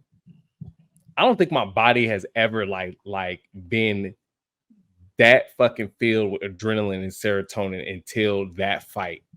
When he knocked out, which one? When he knocked out Pereira and did the okay. Yeah, that was gangster, bro. When I tell you, we had this fight on. I forgot whose phone we were watching this fight on. We're at the homie Henry. Shout out to Hen Dog. We're at his birthday party. Hen Dog. This man's in the middle of a speech, and we got the fight on our phone. He's being hella sentimental. Everyone's hella quiet. And then all of a sudden, Izzy knocks Farrah out. And then there's a group of 4 or 5 of us like, yo! In the middle of this nigga's speech, bro. And he goes, man, them niggas over there watching the fight. I'm like, bro, so bad, bro. That's foul. Birthday, but this shit right here is crazy. Nah, I remember that shit was tight, though. That and the Max Holloway buzzer beater Gaethje fight, that you telling me that shit. boy was up the whole time, told him meet me in the middle and still knocked him out. Like that might be a number one. I know Gaethje regrets that, bro. I don't think so. That might be the end of his career, bro. We just talked about Tony Ferguson not being the same since this is Gaethje right now. He just the fight before that fight, he just head kicked Dustin Poirier and knocked him out. He lost to Max Holloway. It takes one bad knockout for you to never be the same, bro. Like we see that with Kamaru Usman, okay, bro. That's true. I see what you mean. You're talking about like physically. Yeah, he may not. Yeah, physically. I don't know though, because like if that's what took it, you know how Gaethje fights. He gets down and dirty every fight. He never got knocked out like that. He ain't, but like that was fucked up every fight. Like booty up in the air, bro. Yeah. Like that man. You say he's spread eagle? I think Gaethje should be all right. I mean, we'll see once he's able to fight again. We'll be able to see, but I don't know. Well, we're getting. When I was watching the Izzy fight though, the entire time I was shaking, bro. Like the adrenaline. This recent one. This most recent one. Yeah. Just because I bet too much money, but I was about to say you want to tell the folks how much money you put on Izzy. Let's just say I mean top ramen for a couple weeks. Bro, this man was so down bad. He hit the bookie up and said, "Oh damn, bro, are you serious?" And this bookie gave him a discount, bro. I never seen no bookie do that before. He said, "Bro, I got you. I'll take a couple off." I didn't even do that. I was just making conversation with the bookie, like, "Damn, oh, okay, a bad week." I said, that boy Blake finna show with no fingers next podcast. Look around with these fucking bookies. Bro, this nigga Andy run out on his bookies, bro. I never ran out. I ran out on one bookie, but fuck that bitch. She followed me on Instagram too. Now she knows what she did because she owed me money. We not getting into this shit. Yeah, you running out on bookies, bro. I've never ran out on bookies. I've had like 5 bookies in my life. Only one took the L, but they know what they did. All right, y'all. We're getting close to that 90-minute mark. I know some of us got obligations. Let's quickly run through the rest of this list. Have y'all seen Daryl Duche and his comments in regards to the 2028 Los Angeles Olympics? Yeah. I'll tell you what he said. He said, at the end of the day, I feel like I'm better than Patrick Mahomes because of my IQ of the game. I know he's right now the best in the league. I know he's more accurate. I know he has all these intangibles. But when it comes to flag football, I feel like I know more than him. So I just got a simple question, man. Is Darrell Duce on crack? Maybe crack. To be honest, I was ready to come on here and say, shut your French named ass bitch ass up. And when Mahomes step onto the fucking field, you get him his water when he asks for it. I was ready to say that, and I still kind of feel that way. But I seen some of these highlights from flag football. Man, he's nice, but it's not. He's right about the game. The game is hella different, bro. You got like 1.3 seconds to make a decision half the time, but at the same time, bro, like Mahomes can figure it out. It's just the same. It's just like, do they actually? It's the same thing with Olympic ball. Like, you get a bunch of niggas who are not used to playing to each other. Is it better than having like some lesser niggas who actually are used to playing with each other and know the rules and know how to play and real comfortable? Here's my thing. I'm a little in between. I wouldn't even try and recruit Pat Mahomes to the team. Give me Lamar Jackson. Give me Tyreek Hill, and we running them niggas, bro. The moment you rush, whatever 2, 3, Lamar's taking off, bro. All those little hip movements, Lamar don't need that. He's just gonna outrun these niggas, bro. This nigga Darrell Duche is 35 years old. He's 5'8" and he's 140 pounds. Oh, fuck out of here. Yeah, but I mean, like this is flag football here. I'm not informed enough on flag football to even really have an opinion on this. Like, if that's how he want to feel, like, I think he's fully entitled, because you're right. He got the sport to, you know, I mean, they've been losing apparently. They didn't even win the fucking. That's the other thing too. Like, but bitch, win something first. Doesn't being a bigger target kind of make you a little in the hip movements and things, not having the hip movements and having that in your repertoire already make you easier to take down? Like, it's not that like they got to tackle you. They just got to reach up. You're a big ass Lamar Jackson, nigga. I feel like it would be so easy for someone who's used to ripping flags off to get him if he's not doing the little, you know, maneuvers and things. Lamar, the one nigga who like he still got jukes in his system, like he would be fine. Yeah, and Lamar and Tyreek would be cool, but they would have to work the roster a little bit, so it's not just like let's just put all these niggas out there, you know. Yeah. At the same time, like, bro, we not losing in flag football. Like, we not sending niggas to the Olympics to lose in flag football. You gonna sit your ass on a bench and watch Mahomes clipboard, bro? Like, come on. Give me Tyreek Hill, give me Xavier Worthy, and give me Zay Flowers. Go routes every time. Bruh, Xavier Worthy needs to show me something first. You're not putting no damn rookie on the Olympic team. Who is that?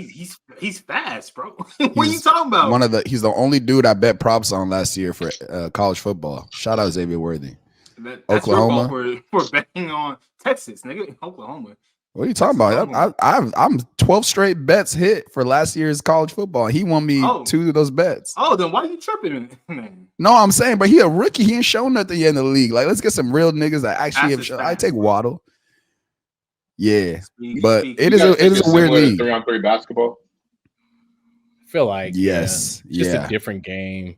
Like I feel like basketball is easier. I feel like basketball is easier to just be like, let's just play 3-on-3, like open space. I'll put Beasley on the 3-on-3 team, man. That nigga's gonna be the greatest of all time. Yeah, high key for real. All right, more football talk, man. Caleb Williams, you guys seen any of his highlights, lowlights? Looking good. He has a bunch of 3-and-outs. He has a bunch of this nigga. He has a bunch of 3-and-outs, but is that lamb? Is that a doodle stick? It's lamb chop, boy. That's what Caleb Williams doing to these niggas out here. Lamb chop, boy. That's barbecue chicken. I ain't gonna lie, bro. Let me get bite, cuz. I got you, fam. All right. So with Caleb Williams, that's crazy. Let's do a couple quick over-unders. So passing yards, 3,500 yards, over-under for Caleb Williams. Under. That was insane. Under 3,500? Under 3,500. This man's a rookie. He's gonna see trials and tribulations in the NFL. It's like it's not gonna be shit's not sweet in the NFL. Phoenix, 3,500 passing yards, over under for Caleb Williams. Disclaimer: any new fans, I'm gonna keep saying this until we get to like 100 episodes. All my football takes are casual. I don't know. I just like watching football. I don't know shit. Now, before I answer this, a normal rookie's yards are usually going to be what? I'm gonna look. It depends on the rookie. CJ Stroud last year had over 4,000, but CJ Stroud had an anomalous rookie year, to say the least. Like, this is the Bears, so I'm gonna go under. What about you, Andy?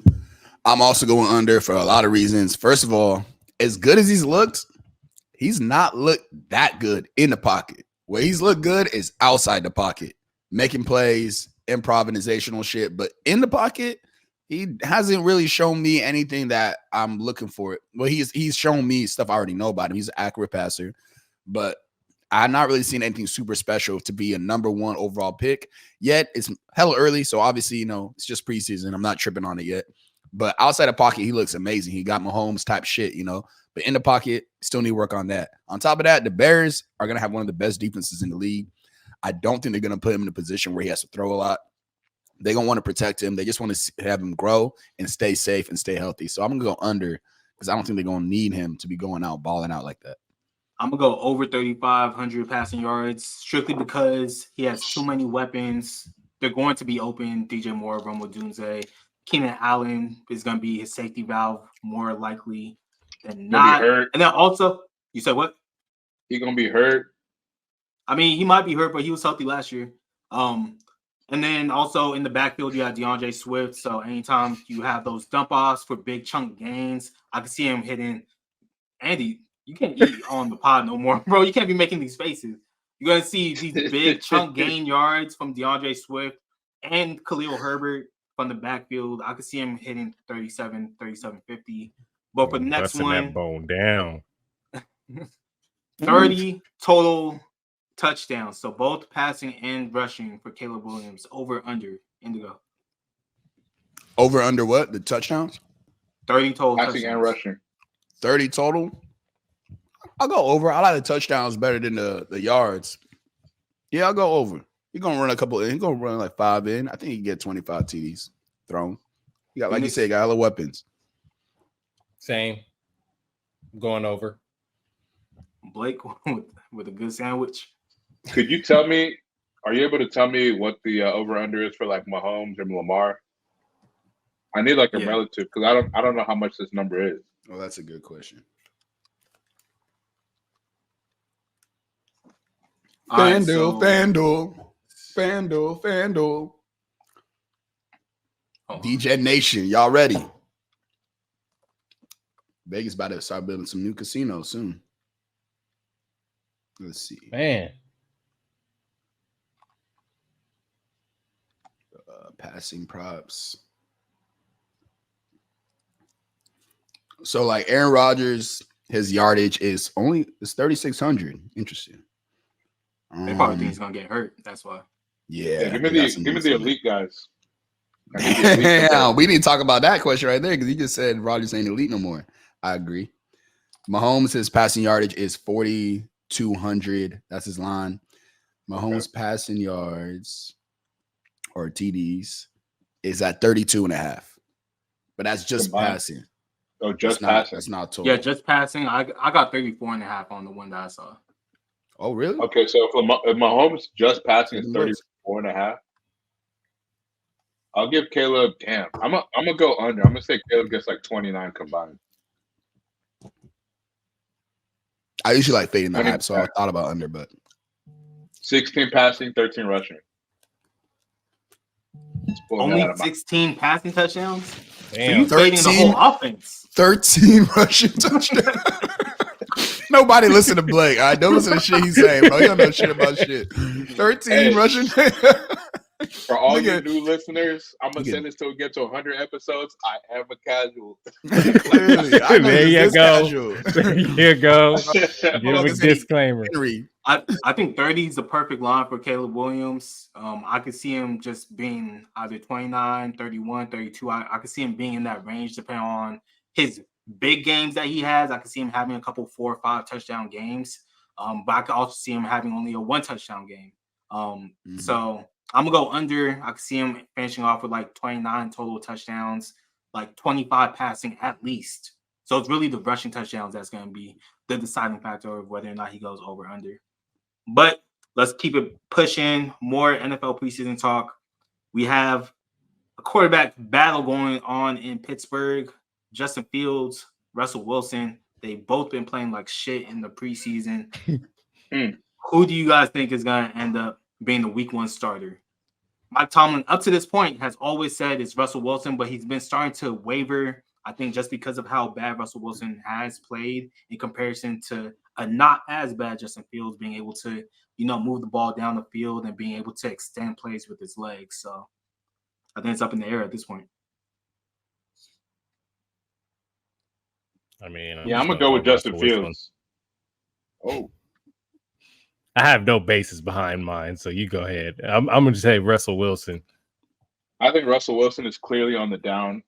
The back half of his career, his trajectory is obviously going downwards.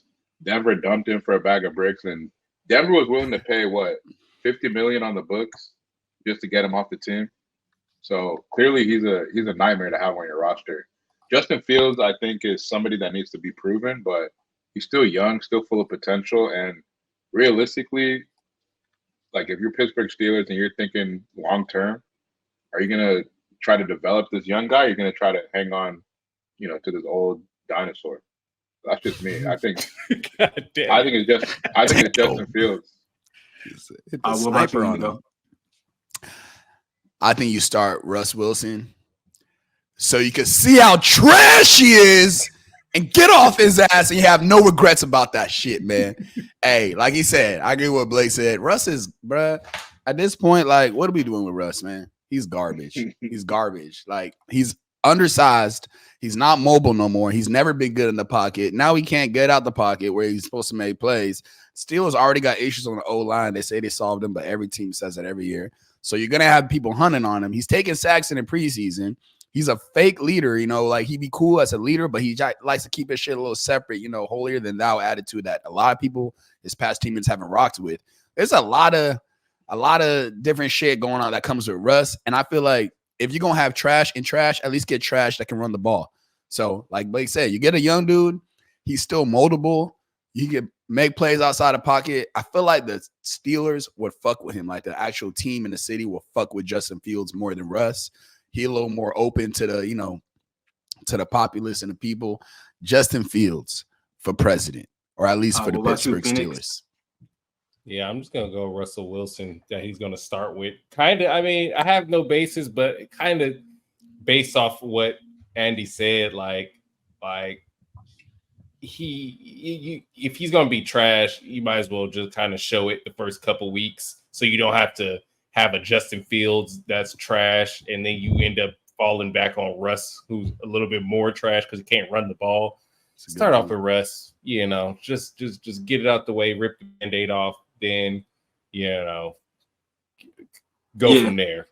I'm with y'all. Let Russ be trash for a couple weeks, especially because you don't have Jalen Warren there the first couple weeks as well. So he's not going to have a safety valve. Neither of them will. So I'd rather wait till Jalen Warren comes back, let Justin Fields take over the reins at that point, and then hopefully, you guys start like a 2-2 and not like a 1-3. That way you'd be able to, skate your way into the playoffs and continue that streak of non-losing seasons for my guy Mike Tomlin. But I'm sorry, this shit with the Mike Tomlin non-losing seasons is low-key killing the Steelers, bro. It's low-key killing the Steelers. How long you gonna be okay with mediocrity? And it's not Mike Tomlin's fault, but some shit gotta change, man. It's not his fault. He's doing what he can with what he got, but like I thought they were gonna bottom out the year Ben got hurt when he hurt his elbow and he had to get surgery. I was like, okay, this is the year to bottom out. Go get a top quarterback. They ended up trading like a first-round pick for Minka Fitzpatrick that year. And then they skated in the playoffs and got dusted like they've been doing the last 5 years. Like, man, just bottom out. What is the goal here, bro? He's such a good coach that the bad teams that the Steelers have been throwing out there the last 3 years are still like league average. So it's one of those situations where you might need a bad coach to get that draft equity to really like change the makeup of your team.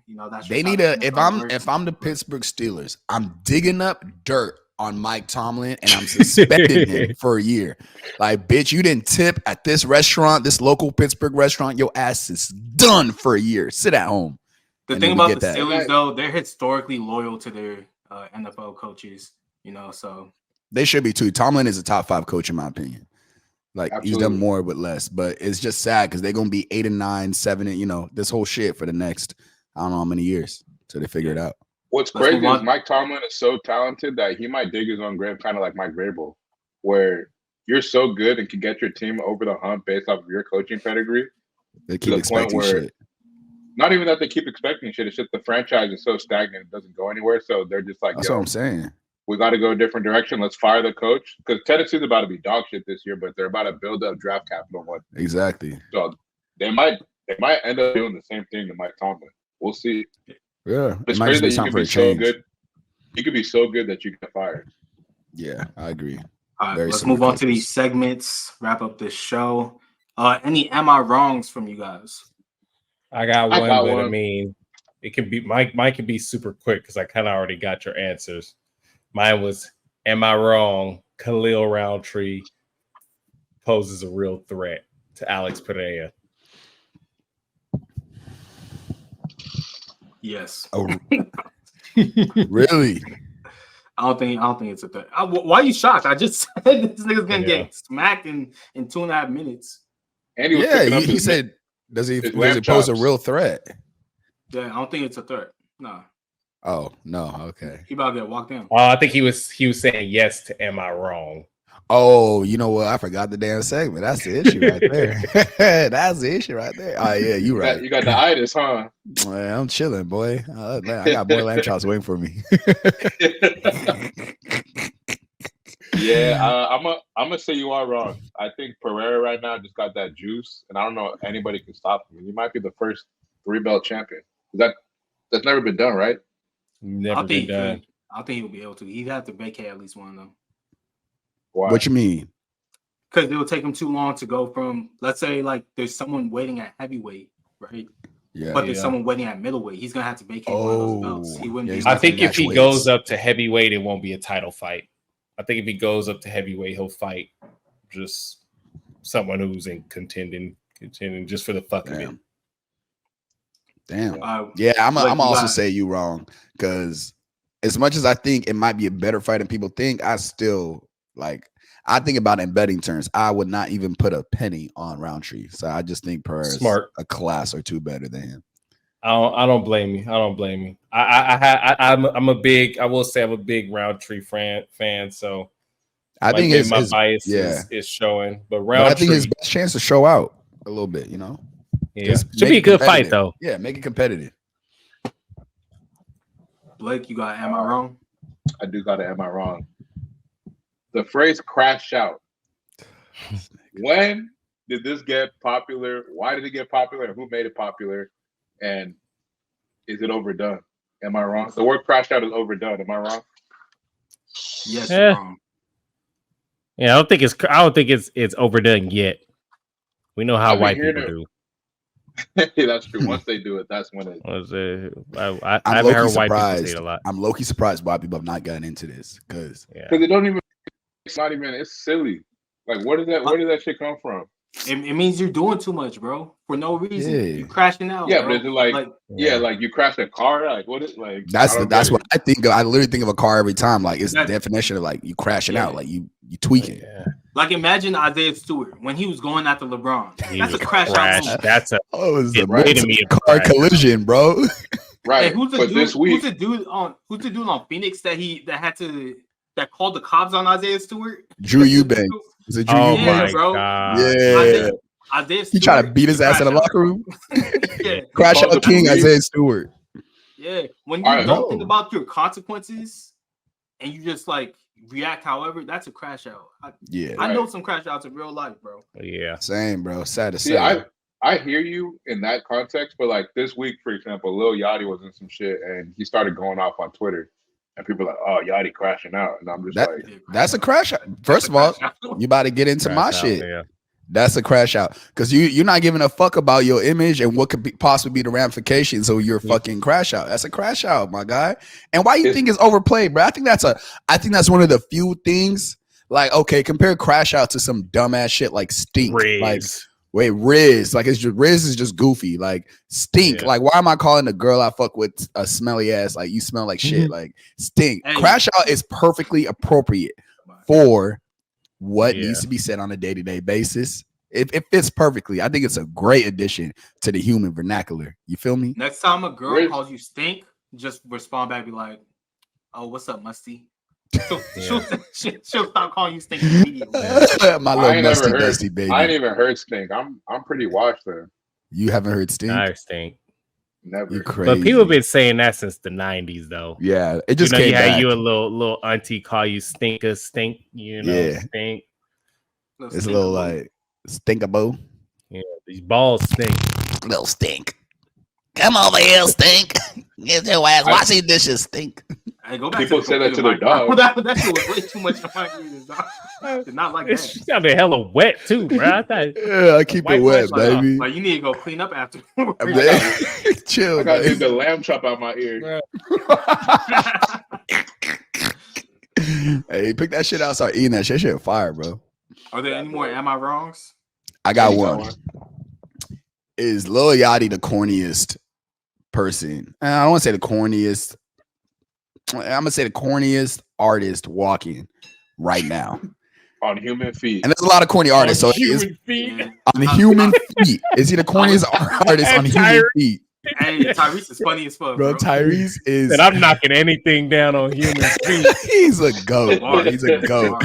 If y'all haven't seen this Tyrese interview, you got to go watch the whole. He's been doing a lot of shit, but he's hilarious right now. But Lil Yachty crashing out. Had his little podcast with his best friend Mitch, and basically starts, talking about Mitch's history on the pod about how basically he was a bum without Yachty's help, and how Yachty went out of his way to do everything for him, basically lift his ass up out of the gutter into what he's doing now. Then a fan on Twitter says that Caribou, formerly with Lil Yachty, what's their group called? The Concrete Boys. Formerly with the Concrete Boys, where she quietly left, or split ways. She didn't quietly leave. They kind of did quietly leave. People didn't know exactly what happened. Shit for like 5 months. Has she though? Yeah, she been on Twitter talking hella shit. She been subbing for sure. She been subbing a little bit. She been shit talking. Okay, I didn't know this, so maybe that's why we talking about it. But a fan apparently met her, and she said that basically that Lil Yachty and them she was forced out. Toxic situation, she was forced out. Yada yada. Yachty gets on live and basically just tries to address all this shit, but he kind of tweaks out. And then it says that, you know, he wrote all Caribou shit. You know, I don't know why she talking. He tried to help her out. And then he basically shut that shit down. And the Mitch shit came for his friend. Y'all think Yachty's crashing out a little bit? He's doing a little too much, bro. He's 100% crashing out. Is he the corniest? I think he's corny for the Mitch stuff because Mitch ain't really saying nothing. Weird. The Caribou thing, I could see that kind of bubbling up over the last few months. Like I said, she's been talking shit on Twitter. Like she's been throwing subs, and it's just like, bruh, I helped you out. Like the best person herself. Yeah, and based off of what he said, like she's not a good person. So if you're being like shitty to like the people that work for us, and I'm the one who put you on, and I'm like writing like your shit, I'm telling you how to dress it. I could see how he could be mad the day before his birthday when this shit just keeps popping out. You know, it's understandable. But is he the corniest when like Tekashi 6ix9ine is out there, Nicki Minaj is out? Damn, you about to turn off? Ooh, look, let's get active, look, man. Damn. So let's talk about Nicki for a second. Yeah, she out here should we? Like, I don't know if we should. I thought we were supposed to defend our female. Yeah, EJ. Yeah. Hey, we still got a pod on Tuesday. Rhapsody, I rock with Lotto. I rock with Flo Milli. What are you talking about, man? Big Mama. Big Mama. Big Mama. Look, yeah. You right on Nicki though, but Nicki always been a weirdo, bro. Yeah. Nicki always been. But you know what I respect about Nicki? She is a certified weirdo. Like she is unapologetically herself. She just happens to be a weirdo. Yachty is trying to be somebody he not. Yachty thinks he's that nigga. Like Yachty walks around, he be doing these pods and having all these goofy ass takes about shit like he's the curator of fucking society and rap. He's detached all from this. Reality. He's been rich and he became rich at too young of an age. That's what it is. He doesn't. He's mad annoying. You think he knows shit? Yeah, he doesn't understand the nuance of so many complex situations, and he just like says what he thinks. And he's so used to being in situations where if he says it, he's just gonna agree with him. So exactly, that's what I feel like. Yachty is annoying and corny, but that man keeps fumbling his way into the right rooms, into the right conversations. He's got J. Cole features. He's producing on Her Loss. It's like that's a great way to put it. He's fumbling. He didn't just produce. He wrote some of those songs. Right. I mean, so it's like when he does, you know, think that his shit don't Jumbotron shit popping, bro. Exactly. Like, you write it. You write some shit on Drake's tape. Like I feel some type of way too. I'll be flexing my shit, popping my collars. That's what I feel like it is. Yeah, to a certain point or to a certain degree, he has some merit and to say whatever he wants to say. Like we probably should believe some of the stuff he's saying because, like, obviously the dude's doing something right. Yeah, I don't know like that. Like. I get that. I get the accolades. For your Am I Wrong? I will say yes, because, you know, like you said, there's a lot of corny people walking this earth to say he's the corniest. On human feet. But on human feet, yeah, because there's a lot. But is he corny? In my opinion, yes. I like his music. I think he has done great things. But since 2016, you could tell like the energy from this dude is just different. Like when he first came in the game with the long red braids, like he was a different type of person. He was silly, you know, he was this, that. But then he kind of went through a little phase where, you know, kind of Tyler the Creator kind of went through this too. But Tyler's a little bit more of a artiste than him, where he kind of just like looked down a little bit. He started taking himself seriously and in the process kind of started looking down on people. And I don't think Yachty has done anything for him to be able to. I mean, yes, he might have wrote for the City Girls. Yes, he might have. Like Tyler changed the culture. You can't sit here and act like you're someone like Tyler, bro. You made fucking silly songs that people ended up liking. Like your dad, or what was his dad, or isn't his dad a part of QC or started QC, which is why he even got famous in the fucking first place. Because he was brought around. Hold on, let me look this up. I heard his pops was a part of QC, and that he was being brought around. Yeah, his pops was apparently bringing him around, and niggas like basically give him clout. I've never heard. Adi says he was just heading around. I've never heard him talk about his dad. I've only heard him talk about his mom. Hey, what do you mean? Like his dad's not around? His dad's definitely in his life. I think he had both parents in his life. I didn't say that. I just said I've never heard him talk about his dad. He's what Andy would call suburban Atlanta. Look, man, Yachty, and for a nigga that's talking about what he did to help niggas, like he's had a lot of help too. He's the type of dude that kind of made it off vibes. I guarantee you there's a lot of people in the industry that just fuck with him and he got connections and he just like, he got enough chances to get good at it. And now he's getting good at it. I could understand why he has a chip on his shoulder though. Like if I really think about it, like the internet's been shitting on Yachty since he came out.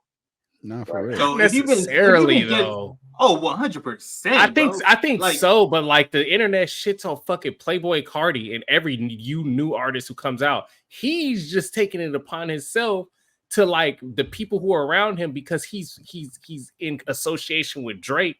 Now you're just on this high horse. Like, cult following though, like I don't even know if the internet shits on Playboy Cardi. To be honest, like the way that it's because I'm thinking you're talking about old head Twitter. Because if you're not talking about old head internet, I don't think the internet in general, like the whole internet, like Cardi gets shit on, but it's a little different. It's more like because of the weird shit he be on, and the music is not. I feel like it's authentic shit. In Yachty, they kind of come for him, but Yachty also puts himself out there enough to where people are like, "Who the fuck is this guy?" Like, so it kind of comes from that.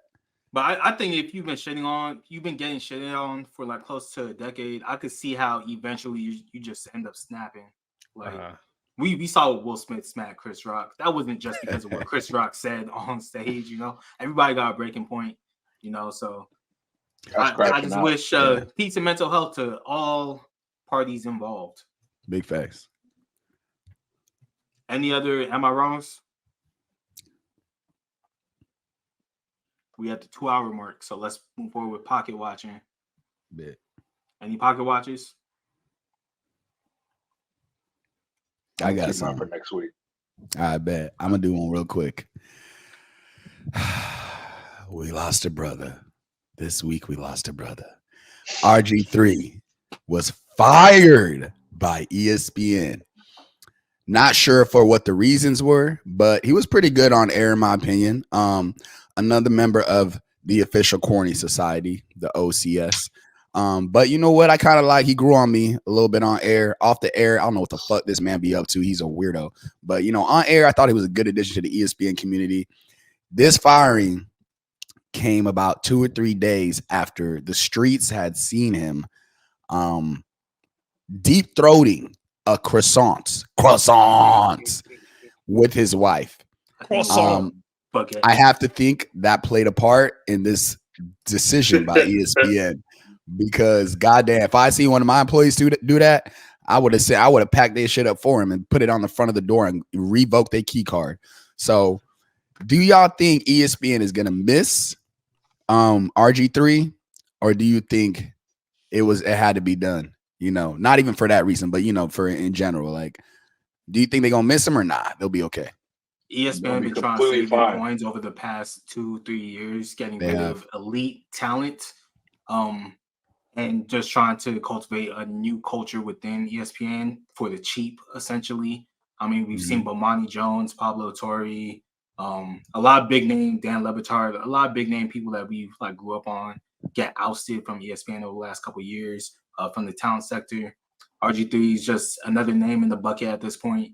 You know, I hope he bounces back. I know FS1 got some spots open, so hopefully we'll see him back on TV soon. But I'm sure he's gonna be, you know, making my timeline annoying consistently now that he has all this extra time on his hands. Already started. FS1 it'll be a great home for RG3 because they love them some Coonan. They sure do. Well, they let go Emmanuel Acho, so they got to replace him. He got his own show on FS1. Competing directly with First Take. He said he's so cooned his way out. He's so dope. Damn. I mean, look at this shit, boy. Look at this shit. Tell me how you expect to fade though. Well, okay, let's look at a couple things here. There's so many things wrong with this picture. First of all, the deep throat is why she not even deep throating that. Why is your mouth all in that shit? Second of all, the haircut, bro. The fade is there is not a fade in sight. There is no fade. He's like a nerd, bro. He never seen a fade. This is insane to even think about putting this shit on the internet. This is what happened, bro. He was in France and he needed to cut real quick, and he just went downstairs. He couldn't, bro. He didn't know what else to do. Thanos. They snapped and took away 50% of it. He got the thing. He said, "Give me the Thanos cut." This is, bro. He's too much, bro. I guarantee you, everybody at ESPN that worked there is happy with it. EJ, you just feel that? I just got an earthquake, nigga. Hey, y'all been getting a lot, bro. I just got an earthquake right now. It was light, y'all but I felt that shit. Y'all been getting a lot, bro. We getting hit, but this because they want us to finish up this episode, man. Low key though, this shit is crazy, bro.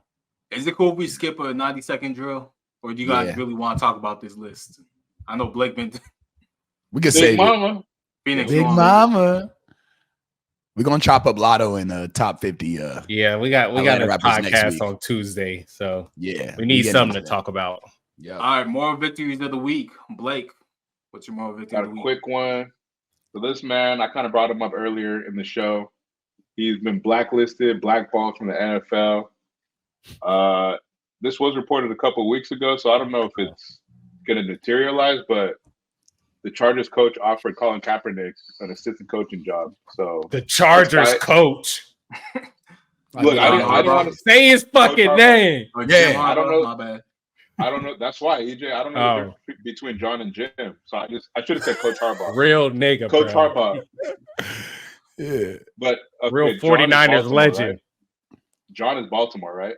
Yeah. And then Jim Harbaugh is Chargers right now. You're gonna forget next week, but we'll remind you. I'm gonna try it. Yeah, Jim Harbaugh offered Kaepernick a job, and it'll be Kaepernick's way to get back in the NFL after years of being blacklisted. So, shout out Colin Kaepernick, man. I hope he takes a job. I hope he shows his face on the NFL field. Get to see him on Red Zone. Yeah. I love to see it, man. Black jobs are back. I think he came out and he said it wouldn't be for this season. It would be as early as next season, just so that Kaepernick will be able to be there for like pre-training camp and all that. But yeah, that's big shit, man. No, that was super cool to see. I'm not gonna lie. Indigo, you got a moral victory? Yeah, this offseason, Diana Tassari talked a lot of shit. She usually do. Tarasi, I'm sorry. I'm not respecting her name no more. I don't give a fuck. All right. The female goat? Wait, what? I'm not respecting her name no more. She a bitter old bitch. She know that.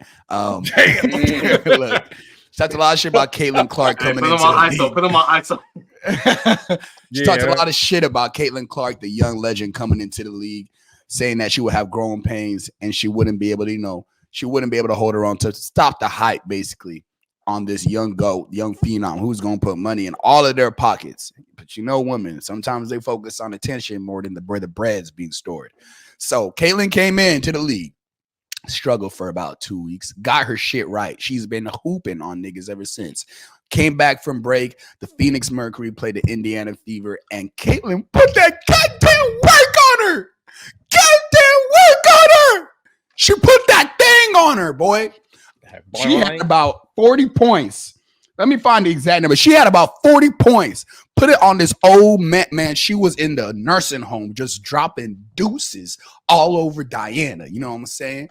Ain't no Queen Diana. We taking your throne.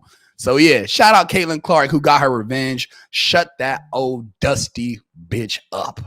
I love it. She had support a woman, but not a woman on this podcast. She had 29 points, 10 assists, and 5 rebounds as her 10th double-double on the season. And if you watch that game, she was going, I ain't watched the whole game, but I had to turn on like the first half. She was going stupid. It could have been a lot worse. Could have been a lot worse. Shout out K though. CC, do you love me? All right. I'm gonna go next with my moral victory. My moral victory is Jahan Dotson. He's going to his 3rd year into the league. Gets traded, which obviously it's tough for a player to get traded, but he gets traded from arguably the worst team in the division, because between the Washington Commanders and the New York Giants, to arguably the best team in the division, a loaded Philadelphia Eagles team. He's going to be the wide receiver 3 on that team. He's going to get some looks. He's not going to get as much work as he did on the Commanders, but he immediately is going to be tasting the playoffs, which he was not going to be able to do with the Commanders. And I feel like, as a football player, what more can you ask for, man? You're going from, I will say, though, he is leaving the Chocolate City. So I do feel him on that one.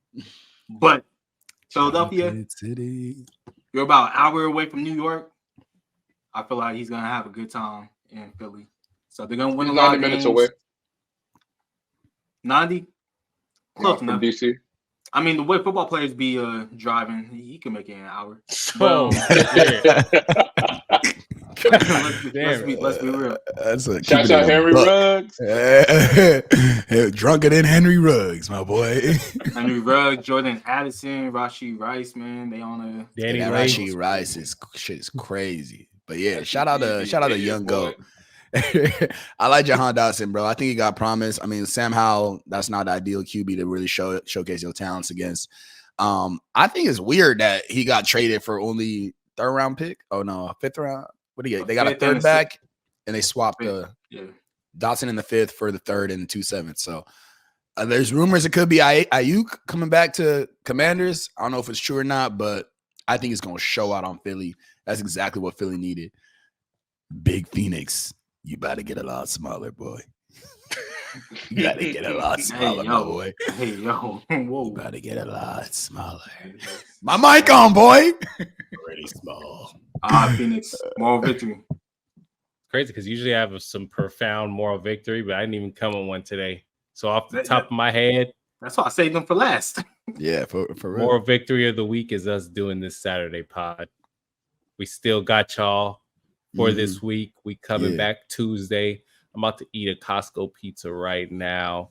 That's my motherfucking my moral victory of the week. Not a hot dog this time. No glizzy. Fuck up these lamb chops like your boy, man. Clean the bone. Shout out whose mom? I said shout out to Q's mom because last time I was talking Costco. Last time we was talking Costco, you like shout out my mom. Mom, it's not pepperoni, mom. It's not pepperoni. You gotta clear that out, bro. Q's mom is not making the podcast for at least another month, bro. Let's keep. We're gonna have her on as a guest. Wow. This podcast is sponsored by Q's mom. Like, comment, subscribe. Man.